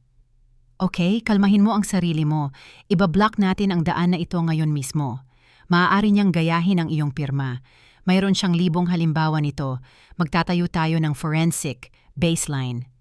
Nagpatuloy. Si Dana. Pagdating mo sa bahay, gusto kong isulat mo ang iyong pangalan sa 10 piraso ng papel. Lagyan mo ng petsa, itala ang oras, at pagkatapos ay gumawa ka ng video ng iyong sarili na pumipirma ng isang pahayag na nagsasaad, "Ako, Saskia Schmid, ay hindi pumirma ng anumang legal na dokumento tungkol sa aking kasal o ari-arian hanggang sa kasalukuyang petsa." I-upload mo ito sa aming secure na portal. Kung sa susunod na linggo ay mahiwagang magpresenta siya ng dokumento na may pirma mo, mayroon tayong ebidensya na hindi ito tumutugma sa iyong sample ng sulat kamay ngayon at mayroon tayong iyong video statement na nauna sa kanyang petisyon. Magiging krimen ito. sabi ko at nakatitig sa dashboard. Desperado siya, sabi ni Dana. Ang desperadong lalaki ay nagkakamali. Hayaan mo siyang gumawa ng mga pagkakamali na iyon. Ibaba ko ang aking ina. Niyakap niya ako ng mahigpit. Ang kanyang pabango ay kumapit sa aking Amerikana. Mag-ingat ka, Saskia, bulong niya. Hindi siya ang lalaking akala natin. Hindi, sabi ko, hindi siya. Nagmaneho ako pa uwi, lumulubog. Ang araw at nagtatapon ng mahahabang asul na anino sa damuhan. Umakyat ako sa driveway, ang aking folder ay nakatago sa aking work bag. Nang buksan ko ang pinto, bumungad sa akin ang amoy ng inihaw na manok. Tahimik na tumutugtog ang jazz music mula sa mga speaker ng sala. Madilim ang ilaw. Ito ay isang perpekto, komportableng tanawin ng tahanan. Nakatayo si Geryon sa kalan, naghahalo ng sarsa sa isang kawali. Lumingon, siya nang pumasok ako, hawak ang isang baso ng red wine. Mukha siyang gwapo, mukha siyang mabait, mukha siyang halimaw. Hoy, sabi niya, nakangiti. Akala ko baka pagod ka, kaya nagsimula na ako sa hapunan. Kumusta ang araw mo? Mahaba, sabi ko, at ibinaba ang aking bag. Sinigurado kong ilagay ito malapit sa pinto, malayo sa kanya. Basta't maraming lakad. Lumapit siya at ibinigay sa akin ang baso ng alak. Kinuha ko ito, ngunit hindi uminom. Nag-iisip ako, sabi niya, nakasandal sa counter at nakakrus ang kanyang mga bukong-bukong. Tungkol sa mga papeles na pinag-usapan natin, ang pagsasama-sama. Mayroon akong oras ngayong weekend. Baka pwede tayong mag-usap at tapusin iyan. Talagang makakapagpakalma sa akin kung maayos ang lahat. Pinilit niya. Hindi siya nagtagumpay na makahanap ng notaryo na babaliin ang mga patakaran. Ngayon ay bumalik siya sa Plan A, coercion. Tiningnan ko siya sa ibabaw ng baso. Nakita ko ang bahagyang tensyon sa kanyang panga. Nakita ko kung paano hinanap ng kanyang mga mata ang aking muka, naghahanap ng bitak. Mahirap itong weekend, sabi ko ng malumanay. Mayroon akong malaking presentasyon sa Lunes, ngunit iwanan mo ang mga papeles sa desk. Titingnan ko ang mga ito kapag may oras ako. Ilang pirma lang iyan, pilit niya. Bumaba ang kanyang boses ng isang oktave at naging nakapapawi. Hindi malaking bagay iyan, Saskia. Pagkatiwalaan mo ako, pagkatiwalaan mo ako. Alam ko, sabi ko. Gusto ko lang basahin ang mga ito kapag hindi pa tulog na. Tulog ang utak ko. Alam mo naman, ako. Tumalikod ako bago pa man siya makapangatwiran at nagtungo sa banyo. Kailangan kong mag-ayos. Ikinkandado ko ang pinto ng banyo. Binuksan ko ang gripo at pinayagan ng tubig na dumaloy ng malakas at malamig. Tiningnan ko ang aking sarili sa salamin. Maputla ang aking mukha, ngunit malinaw ang aking mga mata. Tumingin ako sa aking mga kamay. Bahagyang nanginginig sila. Isinawsaw ko sila sa malamig na tubig. Sinabon ko sila. Hinugasan ko ang imahinasyong tinta, hinugasan ko ang pakiramdam ng baso ng alak na ibinigay niya sa akin. Nasa kusina siya, naghihiwa ng herbs, naniniwalang malapit na siyang magbigay ng panghuling suntok. Akala niya ay nagpapalipas ako ng oras dahil busy ako o tamad.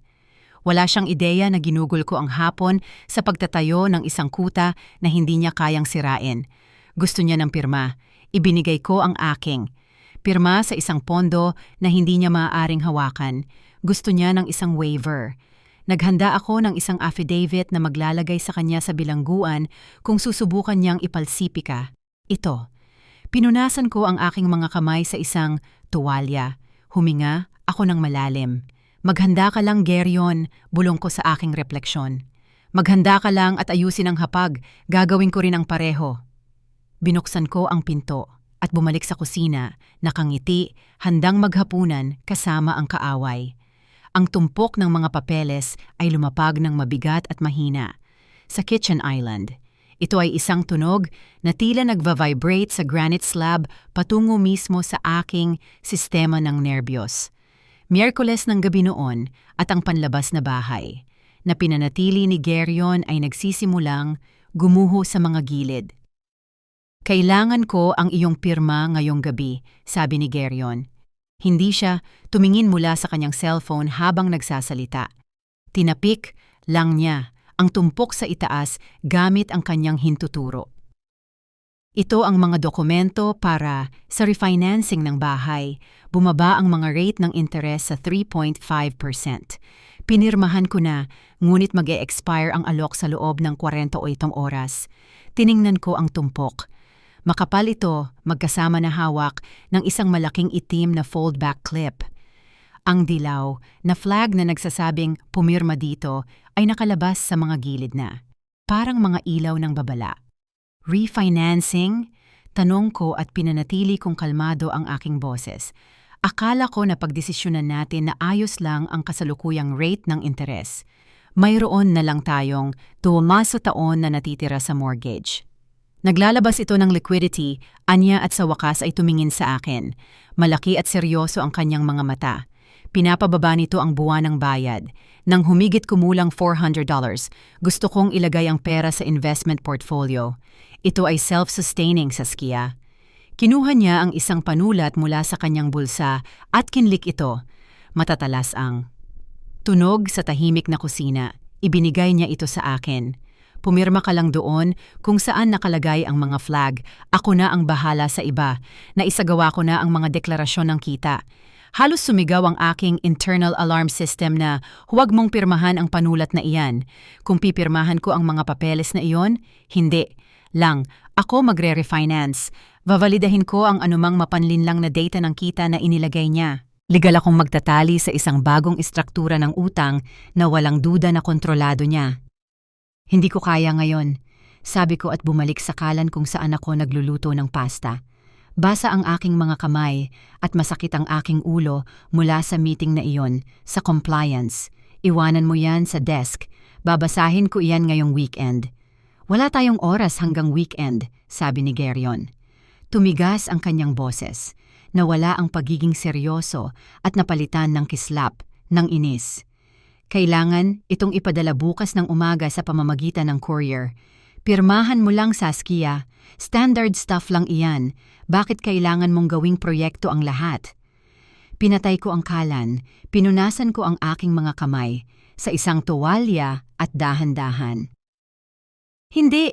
Ako pumipirma ng legal na dokumento na hindi ko nababasa. Gerion, alam mo yan. Ito ay isang sakit sa trabaho. Lumapit siya. Pumasok siya sa aking personal space at humarap sa akin ng bahagya lamang na nakaka-intimidate, ng hindi tahasang agresibo. Iyan ang pagbabago.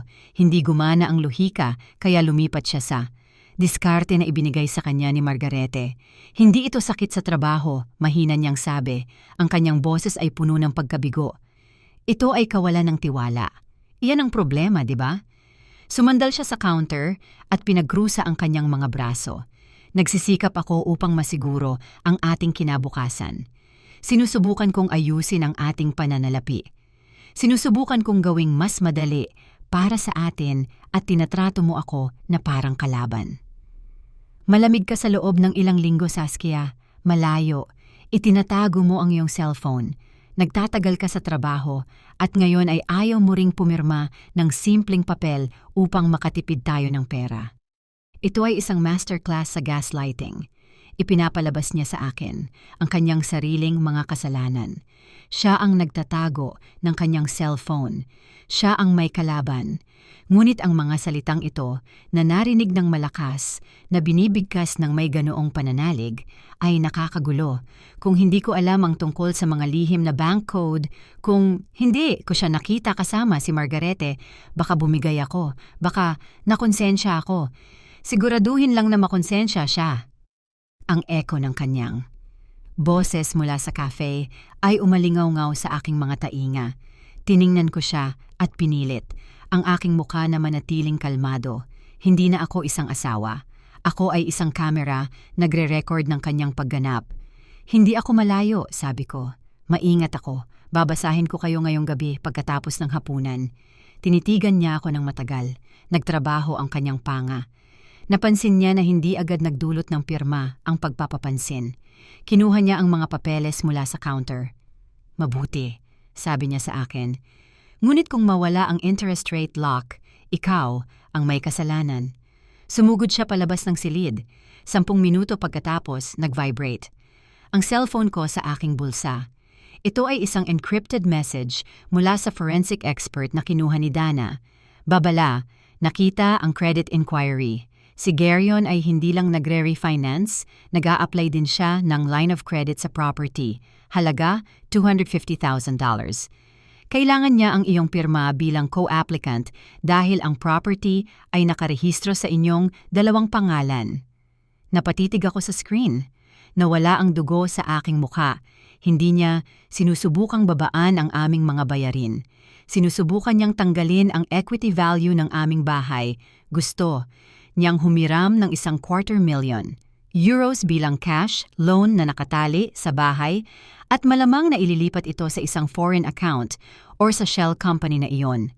Kung pipirmahan ko ang papel na ito, ibibigay ko sa kanya ang $250,000 ng aking net worth.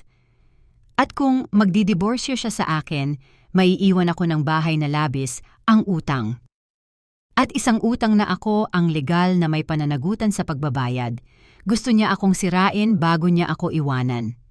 Ibinulsa ko ang cellphone at pumunta sa sala. Nakaupo si Gerion sa sofa at agresibong nagtatype sa kanyang laptop. Hindi siya tumingin sa akin. Nag-iisip. Ako, sabi, kunang may mahinang boses. Tama ka. Dapat nating pag-usapan ang pananalapi. Magkahiwalay tayo. Huminto siya sa pagtatype. Tumingin siya sa akin. May pag-asa. Kaya pipirma ka? Gusto kong gumawa ng higit pa sa iyan, sabi ko. Gusto kong maging ganap na nasa iisang pahina tayo. Umupo tayo ngayon mismo, hindi sa mga papeles ng refinancing, kundi sa kasalukuyang mga account. Ilabas natin ang bank statement sa malaking TV. Gusto kong makita kung saan tayo gumagastos upang maunawaan ko kung bakit. Kailangan natin ang karagdagang cash flow.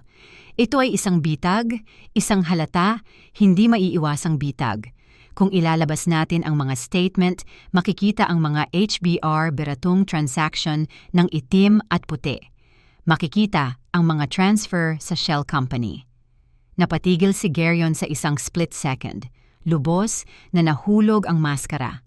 Sumulyap ang kanyang mga mata sa TV pagkatapos ay bumalik sa akin. Nakita ko ang tunay na takot. Hindi niya maipapakita sa akin ang mga statement.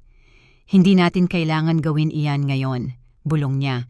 Tumalon ng isang oktave ang kanyang boses.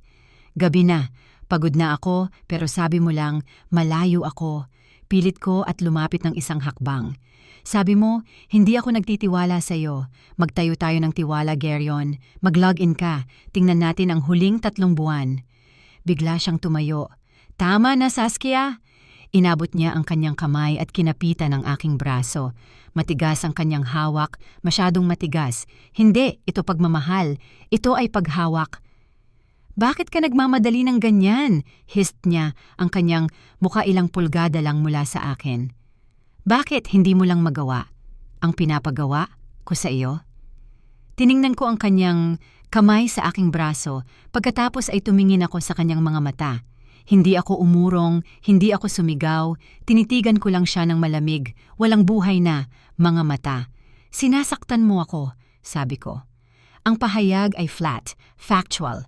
Tiningnan niya ang kanyang kamay na parang pag-aari ng iba. Agad niya akong binitiwan at umurong na parang napaso. Ang takot sa kanyang mukha ay napalitan ng pagkasindak. Hindi dahil sinaktan niya ako, kundi dahil nawalan siya ng kontrol. Nawala siya sa karakter. Ikinagagalak ko, bulong niya. Napakamot siya sa kanyang buhok. Ayaw kong gawin yan. Pagod lang ako. Pabago-bago ang merkado. Gusto ko lang tapusin ito para sa atin. Sinubukan niyang ibalik ang maskara, ngunit baluktot ito. Matutulog na ako, sabi ko. Huwag kang pumasok sa kwarto. Umakyat ako sa itaas. Ikinkandado ko ang pinto ng kwarto. Inilagay ko ang isang upuan sa ilalim ng doorknob. Umupo ako sa gilid ng kama at kay inuha ang aking cellphone. Nagbukas ako ng bagong chat history kasama siya. Saskia, 2140. Gerion, tungkol sa mga refinancing papers na dapat kong pirmahan ngayong gabi. Hindi ako komportable na pumirma. ng aplikasyon para sa isang line of credit na $250,000. Hindi natin kailangan ang utang na ito. Pakiusap, huwag mo akong tanungin ulit. Pinindot ko ang send.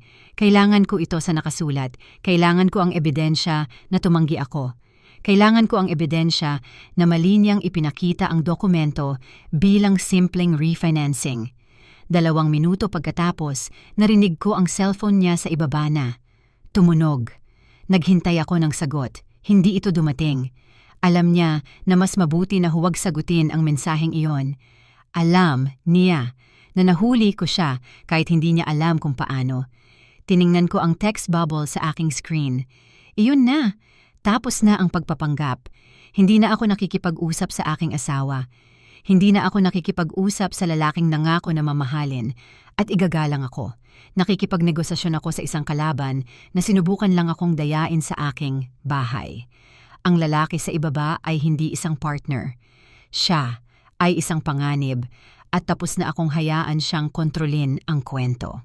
Ang tunog ng notification ng aking laptop ay karaniwan ng hindi nakakapinsalang tunog na nagpapahiwatig ng imbitasyon sa kalendaryo o update ng kliyente.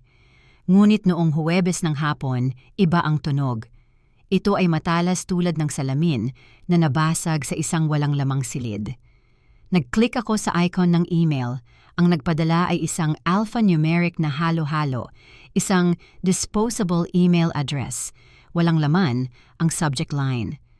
Ang teksto ng email ay binubuo ng isang pangungusap sa simpleng teksto ng walang formatting. Gawin mo ang tama bago maging masama ang sitwasyon. Ang puso ko ay kumakabog sa aking mga tadyang. Hindi ito babala, ito ay banta. Ito ang digital na katumbas ng isang bato na itinapon sa bintana. Hindi, ako sumagot. Hindi ko ito binura. Kumuha ako ng screenshot, sinigurado ang timestamp, 14:14, at ipinasa ang raw data ng email kay Dana. 10 minuto pagkatapos, tinawagan ako ni Dana sa aking encrypted line. Huwag kang magpanic, Anya. Ang kanyang boses ay bumusina sa ingay ng aking takot. Sinuri namin ang header data. Ipinadala ito sa pamamagitan ng VPN, ngunit pabaya sila. Ang end node ay iniruta sa pamamagitan ng isang lokal na server sa Altona, mas tiyak sa pamamagitan ng isang block na nagbibigay ng 3 malalaking gusali ng opisina. Pahulaan mo, sabi ko at nakatitig sa kulay abong skyline ng Hamburg sa labas ng aking bintana. Sa isa sa mga gusaling iyon, matatagpuan ang auxiliary office ng law firm ni Margarete. Bingo, sabi ni Dana. Hindi ito ganap na ebidensya, ngunit sapat na ito. Para magtaasan ang aking mga buhok sa leeg. Sila ay nag-i-escalate, Saskia. Alam nila na hindi mo pinirmahan ang credit line. Alam nila na patay na ang refinancing. Sinusubukan ka nilang takutin upang sumuko ka. Hindi ito gagana, sabi ko. Nagulat ako sa aking boses. Matatag ito. Ano ang susunod? Pinataas na seguridad. Utos ni Dana. Kung nagpapadala sila ng ganoong mga email, desperado sila. Bantayan mo ang iyong mga account ngayong gabi. Kung hindi ka nila mapipilit na pumirma, baka subukan nilang kunin ang gusto nila. Tama siya. Dumating ang pag-atake pagkalipas ng 6 na oras. Nasa sala kami. Ang hangin sa pagitan namin ay nakakalason, makapal sa mga bagay na hindi namin sinasabi. Nagkunwari si Gerion na nagbabasa ng isang magasin, ngunit hindi pa siya nagbabago ng pahina sa loob ng 20 minuto. Nag-vibrate ang kanyang cellphone sa couch table. Tiningnan niya ito at isang kakaibang ekspresyon. Ang lumitaw sa kanyang mukha. Isang halo ng takot at determinasyon. Kailangan kong tanggapin ito, bulong niya. Krisis sa trabaho. Tumayo siya at lumabas sa terrace. Hinila ang sliding glass door sa likod niya. Naglakad siya ng paikot-ikot sa dilim. Ang liwanag ng cellphone ay nagpaliwanag sa kanyang naguguluhan na mga kilos. Halos kaagad, nagsimulang mag-vibrate ang aking cellphone na nakalagay ng nakaharap sa unan ng sofa. Ping! Kinuha ko ito. Isang SMS mula sa aking bank. Babala, nakita namin ang isang pagtatangkasa. Pag-login mula sa isang bagong device. Pakitype ang code sa ibaba para sa authorization. Ping? Isa pa. Isa pang bangko. Babala, 3 beses na mali ang iyong password. Pansamantalang na-lock ang iyong account para sa iyong proteksyon. Tumingin ako sa salamin na pinto. Nakikinig si Gerion sa isang tao sa telepono. Tumango ng mabilis at pagkatapos ay nag-type ng isang bagay sa kanyang tablet na nakalagay sa terrace table. Hindi niya kinakaharap ang krisis sa trabaho. Tumatanggap siya ng mga tagubilin. Nasa telepono si Margarete at malamang na iniuutos sa kanya ang isang brute force attack sa aking mga account o marahil ay umupa sila ng isang third party upang magpatakbo ng isang script. Sinusubukan niyang buksan ang vault. Hindi ako tumakbo palabas. Hindi ako sumigaw. Naupo ako doon at pinanood siyang bumagsak. Pinanood ko siyang mag-type, huminto, makinig, at saka hampasin ang mesa sa pagkabigo. Nagtagal ang mga lock. Nagtrabaho ang two-factor. Authentication. Sumipsip ako sa tsaa ko. Malamig ito pero ininom ko pa rin. Sige, subukan mo lang, Gerion, naisip ko. Naghahanap ka ng pera na wala na. Kinaumagahan, bumagsak ang kabilang sapatos. Nasa opisina ko ako sa Hafen Advisors nang tumawag si Dear. Iba ang tono niya ngayong pagkakataon. Hindi siya maingat. Siya ay nasasabik. Nagawa niya ang kanyang galaw, sabi niya. Kakapasalang niya ng emergency motion sa family court. Hinihingi niya ang agarang pagyelo ng lahat ng marital assets. Nagpasa siya ng motion? Tanong ko, kumakapit sa gilid ng mesa. Ngayon na? Oo, at ito ang pinakamagandang bahagi. Sa kanyang affidavit, inaangkin niyang may makatwirang hinala siyang itinatago ang mga ari-arian. Inaangkin niya na nakakita siya ng mga kahina-hinalang aktibidad. Isang pagtukoy sa mga nakalock na account kagabi nang hindi inaamin na siya ang sumubok na i-hack ang mga ito. At inaakusahan niya akong nagtatago ng pera upang dayain ang kasal. Inaakusahan niya ako ng eksakto kung ano ang ginagawa niya, sabi ko. Klasikong projection, sabi ni Dear, pero direkta siyang pumasok sa gulo. Dahil ipinasa niya ang motion na ito ngayon, itinakda niya ang opisyal na petsa ng paghihiwalay. At dahil na-notarize namin ang paglilipat ng kanyang mana at prenuptial savings 3 araw na ang nakalipas at napunan namin ang trust fund 2 araw na ang nakalipas, lahat ng inilipat niya ay legal na protektado. Ipinikit ko ang aking mga mata at hinayaan kong daluyong ako ng ginhawa. Ang tiempo, lahat ay tungkol sa tiempo. Nasa atin ang trail ng papel, pagpapatuloy ni Dana. Ang kanyang boses ay matalim at mabilis. Nasa atin ang log ng notaryo. Nasa atin ang affidavit ng bankero. Maaari nating patunayan na ang perang inilipat mo ay hindi kailanman naging ari-arian ng kasal. Sa pamamagitan ng motion na ito, sa pilitan niyang hiniling ang isang judicial review ng mga pinansyal na nangangahulugang ang kanyang mga gastos ay sisiyasatin din ng husto. Inimbitahan niya ang hukom na tingnan ang kanyang mga consultation fees at ang kanyang mga shell company, transfers. Iniisip niyang nahuli niya ako, sabi ko. Iniisip niyang nagpapanik kang inililipat ang pinagsamang pondo, sabi ni Dear. Hindi niya alam na nagsagawa ka ng lehitimong pagpaplano ng ari-arian para sa iyong hiwalay na ari-arian. Magpapasa kami ng reply sa loob ng 1 oras. Ipapakita namin sa hukom ang mga dokumento ng trust at saka kami hihingi ng kompletong forensic audit sa kanyang mga account. Ibinaba ko ang telepono. Naramdaman ko ang panginginig ng purong adrenaline. Nagsimula na ito. Tapos na ang Cold War. Nagsimula na ang bukas na labanan. Kinaumagahan ng hapong, iyon, pumunta ako sa pantry para kumuha ng kape. Isang kasamahan ko, si Sarah, ay naroon. Si Sarah ay dating nagtrabaho sa isang malaking law firm sa lungsod bago siya lumipat sa finance. Nakita niya akong nakatingin sa aking tasa. Okay ka lang ba, Saskia? Mukha kang handang bugbugin ng isang tao. Isang komplikadong kaso ng diborsyo lang na narinig ko, sagot ko. Kilala mo ba ang isang mediator na nagngangalang Margarete Wayne? Lumaki ang mga mata ni Sarah. Ibinaba niya ang kanyang tasa. Margarete Wayne. Wow! Oo, kilala ko siya. Tinatawag namin siyang wrecking ball dati. Bakit? Tanong ko. Hindi lang siya nagme-mediate, sabi ni Sarah. Binaba ang kanyang boses. Pinapatakbo niya ang mga diborsyo na parang military campaigns. Pinupuntirya niya ang mga mayayamang lalaki, kinukumbinsi sila na hinahabol sila ng kanilang mga asawa at saka lumalaki ang billable hours. Narinig kong nag-e-enjoy. Talaga siya. Hindi lang pera ang habol niya, bagamat marami siyang kinukuha. Ang habol niya ay ang tagumpay.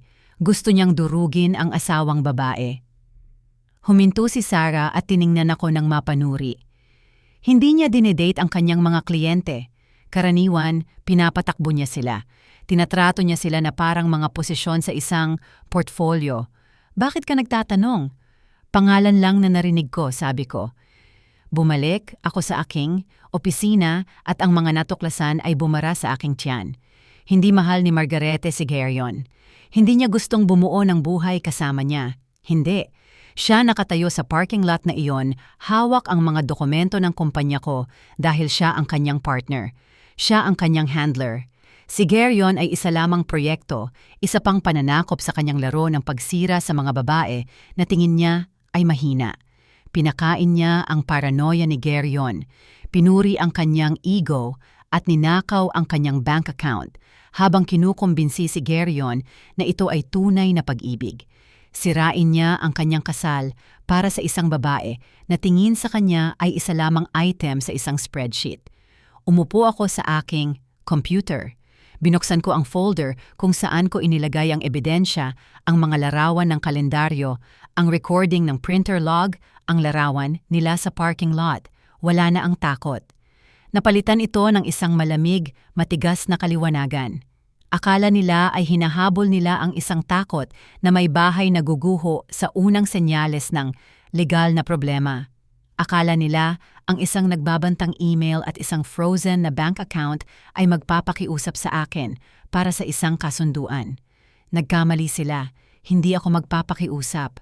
Hindi ako magtatago. Ang countdown ay tapos na. Ang bomba ay malapit ng sumabog, ngunit hindi na ako ang may hawak nito. Ibinato ko lang ito pabalik sa mesa, direkta sa kandungan ni Geryon. Kinuha ko ang aking telepono at nag-text kay Dana. Ipasa ang sagot. Hayaan silang makita ang pondo at ipasa sa kanya ang kahilingan sa impormasyon tungkol sa Shell Company. Tumayo ako at lumapit sa bintana, tiningnan ang lungsod ng Hamburg. Kung saan man doon, marahil ay nagdiriwang si Geryon sa paniniwalang nilumpo ako ng kanyang emergency motion. Wala siyang ideya na bukas ng umaga, magigising siya sa isang hawla na siya mismo ang gumawa. Ang sobre ay lumapag ng tahimik at dumulas na may mahinang sipol sa granite countertop. Ito ay mabigat, kulay cream at makapal sa bigat ng legal na intensyon. Hindi ito inihagis ni Geryon. Hindi niya ito ibinato ng galit. Inilagay niya ito doon ng tumpak, may pag-iisip na galaw ng isang waiter na naglalapag ng menu sa isang bisita na inaasahan niyang magbibigay ng malaking tip. Sabado ng umaga noon, ang sikat ng araw ay dumadaloy sa kusina, nagpapailaw sa mga butil ng alikabok na sumasayaw sa hangin, hindi alam na ang sambahayan ay nabubuwag na. Nakatayo si Geryon sa kabilang bahagi ng kitchen island, naka-jogging clothes, mukhang napaka-presko para sa isang lalaki na malapit ng pasabugin ang isang nuclear bomb sa kanyang sala. Sa tingin ko, oras na Saskia, sabi niya. Ang kanyang boses ay kalmado, pinaghandaan. Wala itong mga sulok at gilid ng kalungkutan. Ito ang boses ng isang lalaki na nag-practice ng talumpati na ito sa harap ng salamin o marahil sa harap ng isang kalaguyo. Pareho nating alam na hindi na ito gumagana. Ipinaabot ko ang mga papeles kahapon. Pinadala ito ng aking abogado sa pamamagitan ng courier. Tiningnan ko ang sobre. Hindi ko ito inabot. Ano ang hinihingi mo? Tanong ko. Ang boses ko ay mahina, walang panginginig na marahil ay inaasahan niya. Tiniyak ni Geryon ang kanyang postura at bahagyang idinilat ang kanyang dibdib.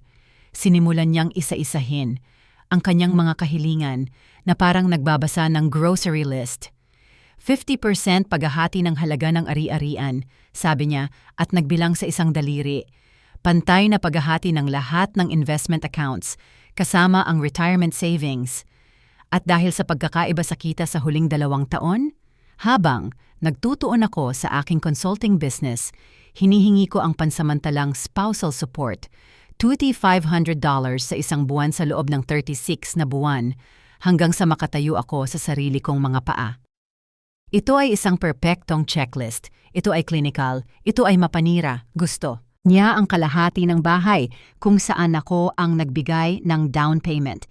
Gusto niya ang kalahati ng retirement savings na agresibo kong inipon habang siya ay bumibili ng gadgets at umuupa ng luxury cars. At gusto niya ng suporta. Ang kapal ng muka ay nakamamangha. Hinihingi niya sa akin na isubsidize ang kanyang buhay kasama si Margarete. Pinanood niya ang aking muka, naghihintay ng pagsabog. Naghihintay siya ng luha, ng sigawan, ng pagmamakaawa. Gusto niya ng emosyonal na kumpirmasyon. Gusto niyang maging ang makatuwirang biktima na may hysteric na asawa. Sumipsip ako sa aking kape, ibinaba ko ang tasa. Tiningnan ko siya sa mata. Okay, sabi ko, kumurap si Geryon. Ang kanyang mapagwaging ngiti ay nanginig sa isang sandali. Okay? Oo, sabi ko. Kung nagpasa ka ng motion, wala nang dapat pag-usapan sa kusina. Magkita tayo sa mediation hearing. Tumalikod ako at lumabas sa silid. Naramdaman kong nakatingin siya sa aking likod. Siya ay nalilito. Ang script na ibinigay sa kanya ni Margarete ay nagsasabing, magpapanik ako. Sinabi nitong susubukan kong makipagnegosasyon kaagad dahil sa takot. Ang aking katahimikan ay ang isang variable na hindi nila inaasahan. 3 araw. Pagkatapos, pumasok kami sa conference room ng isang neutral na law firm sa downtown. Ang silid ay idinisenyo upang manakot. Mayroon itong floor-to-ceiling windows na nakatanaw sa banking district, isang mahogany table na sapat ang haba para mapaglapagan ng eroplano at isang air conditioning na nakatakda sa temperatura kung saan kailangan mo ng blazer. Nandoon na si Geryon. Suot niya ang isang bagong suit, isang matalas na dark blue, cut na perpektong akma. Mayroon siyang bagong gupit at ang amoy na iyon, isang bagong pabango, sandalwood at citrus. Hindi ito amoy ng isang nagluluksa na asawa, ito ay amoy ng isang lalaki na naghahanap ng kasintahan. Nakaupo siya sa tabi ng kanyang abogado. Isang lalaking nagngangalang Dr. Stern na may makintab na kalbo at ngiti na hindi umaabot sa mata. Nang pumasok kami ni Dana, tumingala si Geryon. Hindi siya mukhang nagkasala. Mukha siyang nagtagumpay. Nag-vibrate ang kanyang telepono sa mesa. Sinilip niya ang screen at isang maliit na pribadong ngiti. Ang sumilay sa kanyang labi. Ito ay isang reflexive na ekspresyon tulad ng ginagawa mo kapag may nagpadala sa iyo ng nakapagpapatibay na mensahe. Huwag kang mag-alala, Sinta. Kakayanin mo ito. Hindi pisikal na naroon si Margarete sa silid. Masyado siyang matalino para doon, ngunit ang kanyang presensya ay nakakapigil. Nasa mga argumento siya, nasa diskarte siya, siya ang multo sa piging.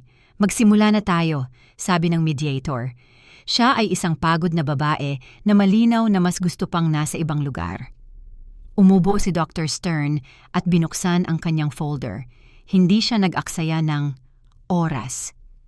Nandito kami upang tiyakin ang pantay na paghahati ng mga ari-arian, simula ni Stern. Ang kanyang boses ay makinis, malangis. Ang aking kliyente, si G. Schmid, ay ang pangunahing emotional na suporta sa kasal na ito sa loob ng maraming taon na nagpapahintulot kay Ginang Schmid na ituloy ang kanyang demanding career. Kamakailan gayunpaman, nagpakita si Jiang Schmid ng financial opaqueness. Mayroon kaming dahilan upang maniwala na kontrolado niya ang karamihan ng liquid assets at pinagkaitan si G. Schmid ng access sa pinagsamang ari-arian.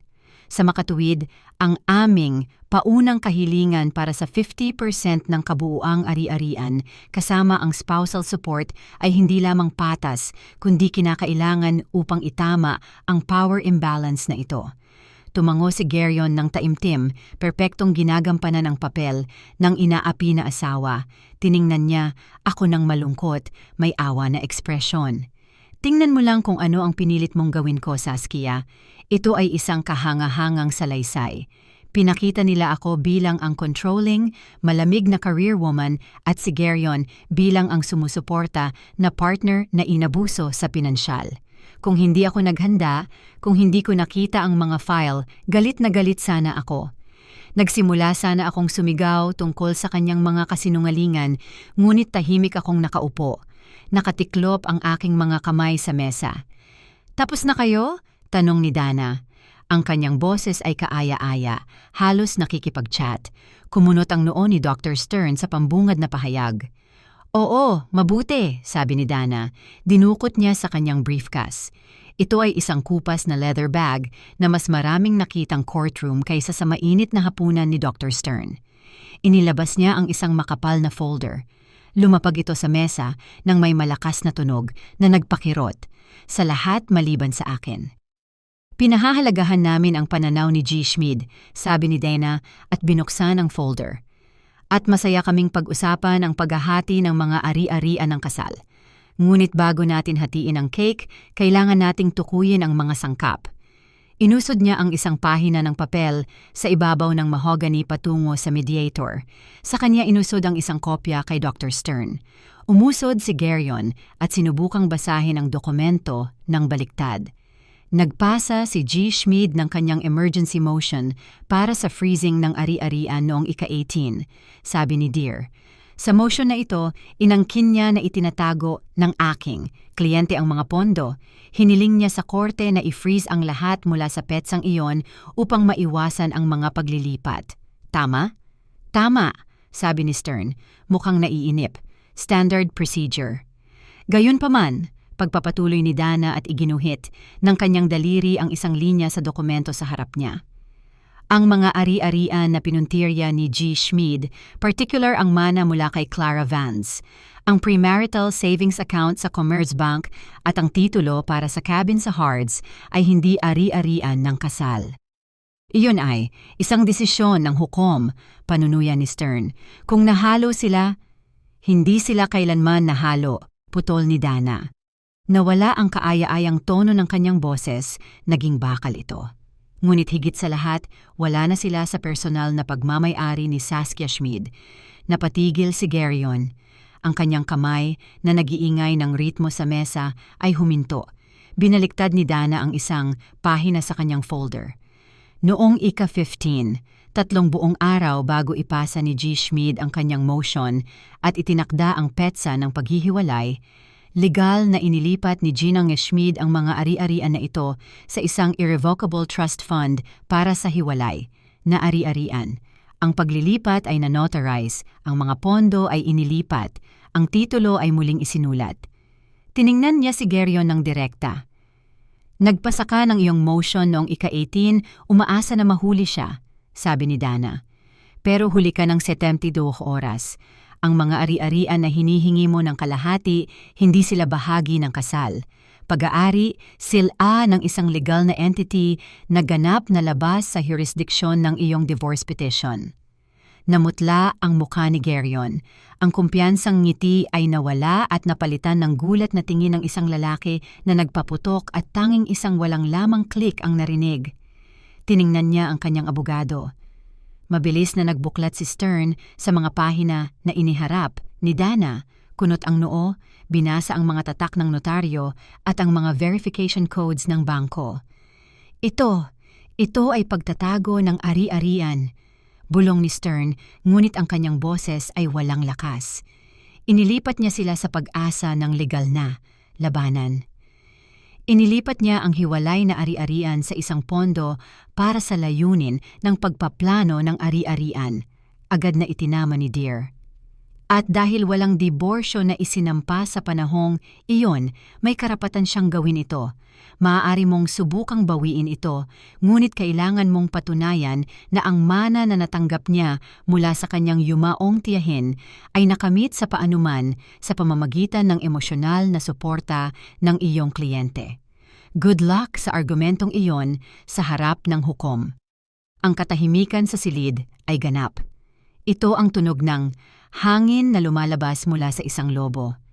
Hindi na tiningnan ni Geryon ang mga papeles. Tiningnan niya ako.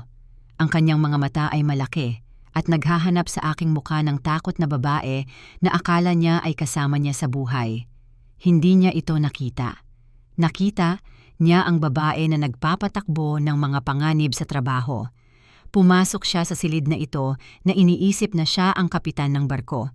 Sa eksaktong sandaling iyon lamang niya naintindihan na tinorpedo ko na ang katawan ng barko. Umusod si Dana, ang kanyang daliri ay kumakatok sa petsa ng pinakaunang dokumento. Ang tunog ay ritmiko tulad ng isang orasan na kumakatok.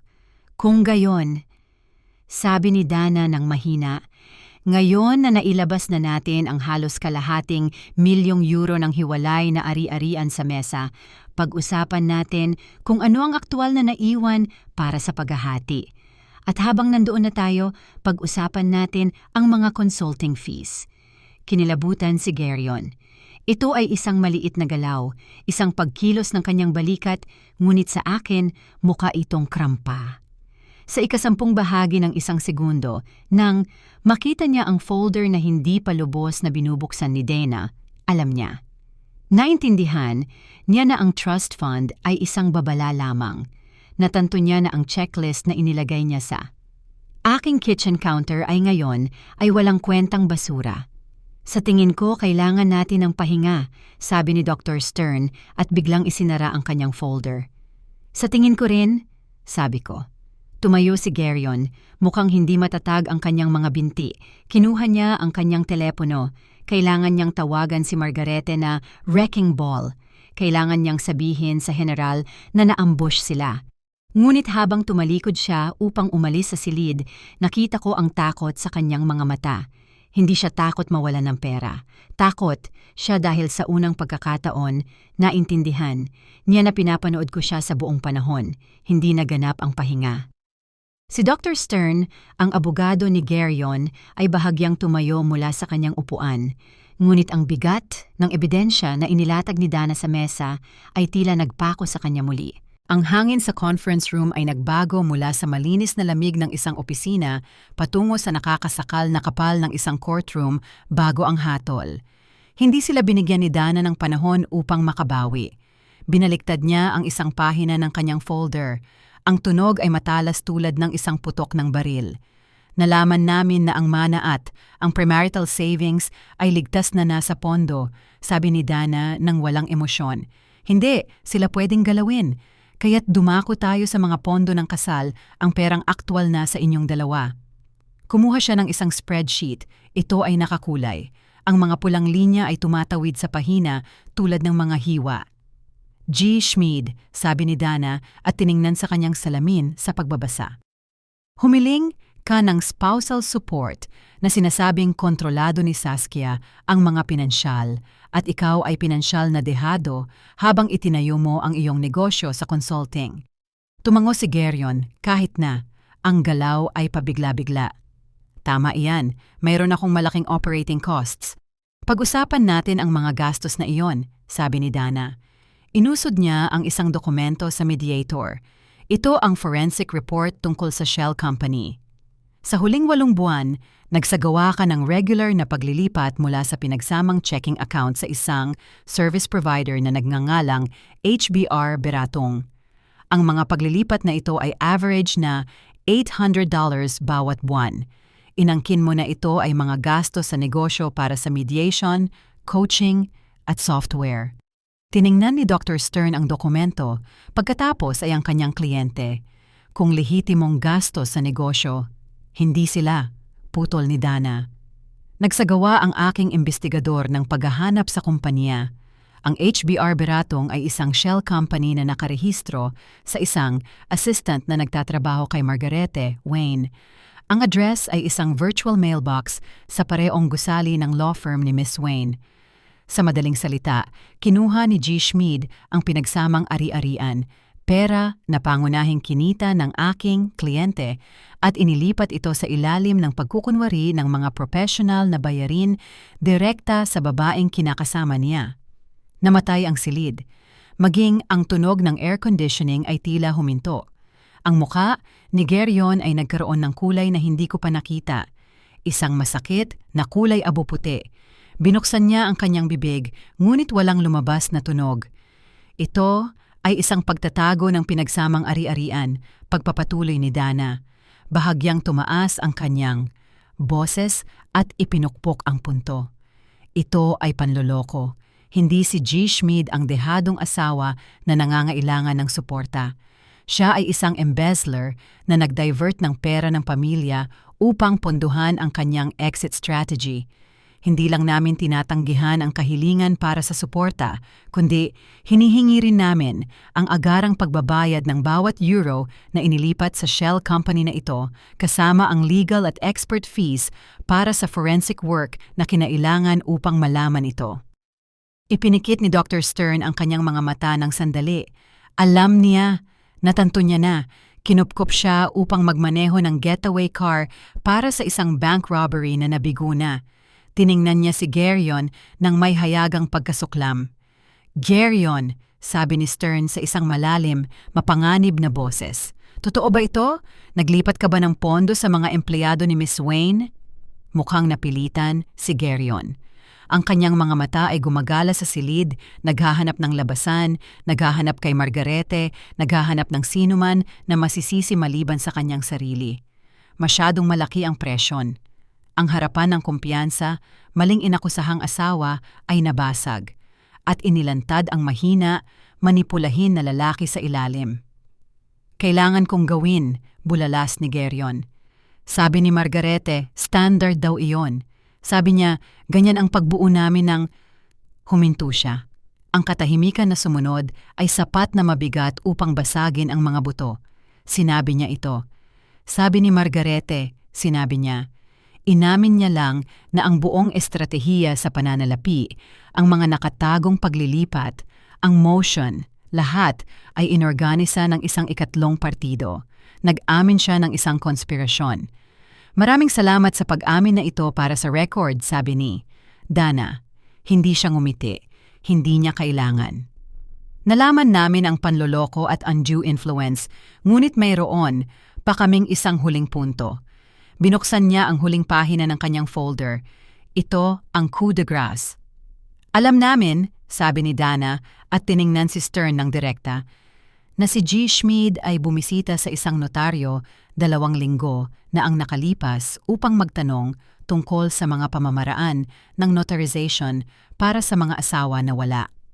Inaasahan namin na maaaring subukan niyang magpakita ng isang dokumento, marahil isang loan guarantee o isang waiver na sinasabi niyang pinirmahan ni Saskia. Kinilabutan si Geryon na parang sinampal siya.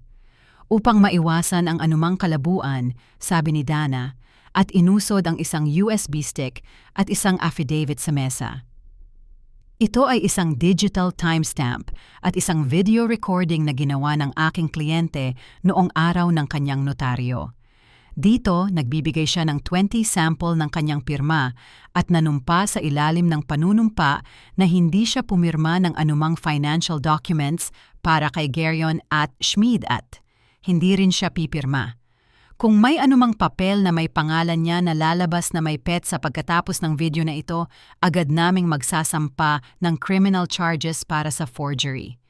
Ito ang katapusan. Walang sigaw. Walang dramatikong pagbalibag ng mesa. Ang tanging naroon ay ang tunog ni Geryon Schmid na nawawalan ng hangin. Humandusay siya sa kanyang upuan. Ang kanyang mamahaling suit ay biglang mukhang masyadong malaki sa kanya. Nakatingin siya sa mahogany table, bahagyang nanginginig ang kanyang mga kamay. Naintindihan niya na ang pahintulot na marahil ay peke niya o balak pekehin ay ngayon ay isang warrant of arrest. Pumasok siya dito na iniisip na naglalaro siya ng poker sa isang beginner. Ngayon niya lang naintindihan na nakaupo siya sa chessboard at na-checkmate na siya 5 galaw na ang nakalipas. Isinara ni Dr. Stern ang kanyang folder. Hindi man lang niya tiningnan si Geryon. Kailangan namin ng sandali upang makipag-usap sa aming kliyente tungkol sa alok ng pagbabayad. Maglaan kayo ng lahat ng oras na kailangan ninyo, sabi ni Dana. Hindi kami aalis. Ngunit ako, oo, tumayo ako. Umirit ang leather chair, isang malakas na tunog sa tahimik na silid. Kinuha ko ang aking handbag, pinantay ko ang aking blazer. Pakiramdam ko ay magaan. Pakiramdam ko ay mas magaan kaysa sa huling 7 taon. Tumingala si Geryon sa akin. Ang kanyang mga mata ay namumula, puno ng pinaghalong gulat at isang kahabag-habag na pagmamakaawa. Mukha siyang gustong magtanong kung paano ko nagawa, kung paano ko nalaman, kung paano binuwag ng asawa na akala niya ay walang kaalam-alam ang kanyang buong buhay nang hindi man lang tumataas ang boses. Tiningnan ko siya. Wala na akong nakitang halimaw. Wala na akong nakitang kaaway. Nakita ko lang ang isang masamang investment na sa wakas ay nabenta ko na. 2 linggo pagkatapos mong isipin na nasukol mo ako, nag-file ka ng divorce, sabi ko. Ang boses ko ay kalmado, malinaw at pangwakas. Akala mo ikaw ang sumusulat ng kwento, Gerion, pero nakalimutan mo ang isang bagay. Nagtatrabaho ako sa risk management. Hindi ako nagsimulang lumaban nang ipasa mo sa akin ang mga papeles. Kumilos ako sa sandaling sinimulan mong buuin ang plano. Tinalikuran ko siya at lumakad patungo sa pinto. Hindi ako lumingon, hindi ko. Kailangan, alam ko mismo kung ano ang nasa likod ko. Isang lalaki na nakaupo sa mga guho ng bitag na ginawa niya para sa kanyang sarili. Lumabas, ako sa pasilyo, nilagpasan ang receptionist at pumasok sa elevator. Nang sumara ang mga pinto, pinanood ko ang mga numero na bumaba. 20. Ako ay 38 taong gulang. Ako ay single. Ako ay ligtas. At sa unang pagkakataon sa mahabang panahon, hindi mukhang isang bagyo ang hinaharap. Mukha itong isang blankong papel at ako lang ang may hawak ng panulat. Maraming salamat sa pakikinig sa aking kwento. Gustong-gusto kong malaman kung saan kayo nanonood. Mangyaring mag-iwan ng komento at sabihin sa akin kung saang lungsod o bansa kayo naroroon. Kumonekta tayo at magbahagi ng ating mga saloobin. Kung nagustuhan ninyo ang makita ang hustisya, mangyaring mag-subscribe sa channel ng Clara's Geschichten. I-like ang video na ito at pindutin ang bell para marating ng kwentong ito ang mas maraming tao na kailangan itong marinig. Umaasa kami na ang mga kwentong ito ay magbibigay sa inyo ng lakas upang patuloy naming makagawa at maisalin. Ang mga ganitong masalimuot na kwento para sa inyo, nalulugod kami sa bawat maliit na donasyon. Ang inyong suporta ay nakakatulong sa amin na panatilihing mataas ang kalidad at magbahagi ng mga bagong kapalaran araw-araw. Maraming salamat.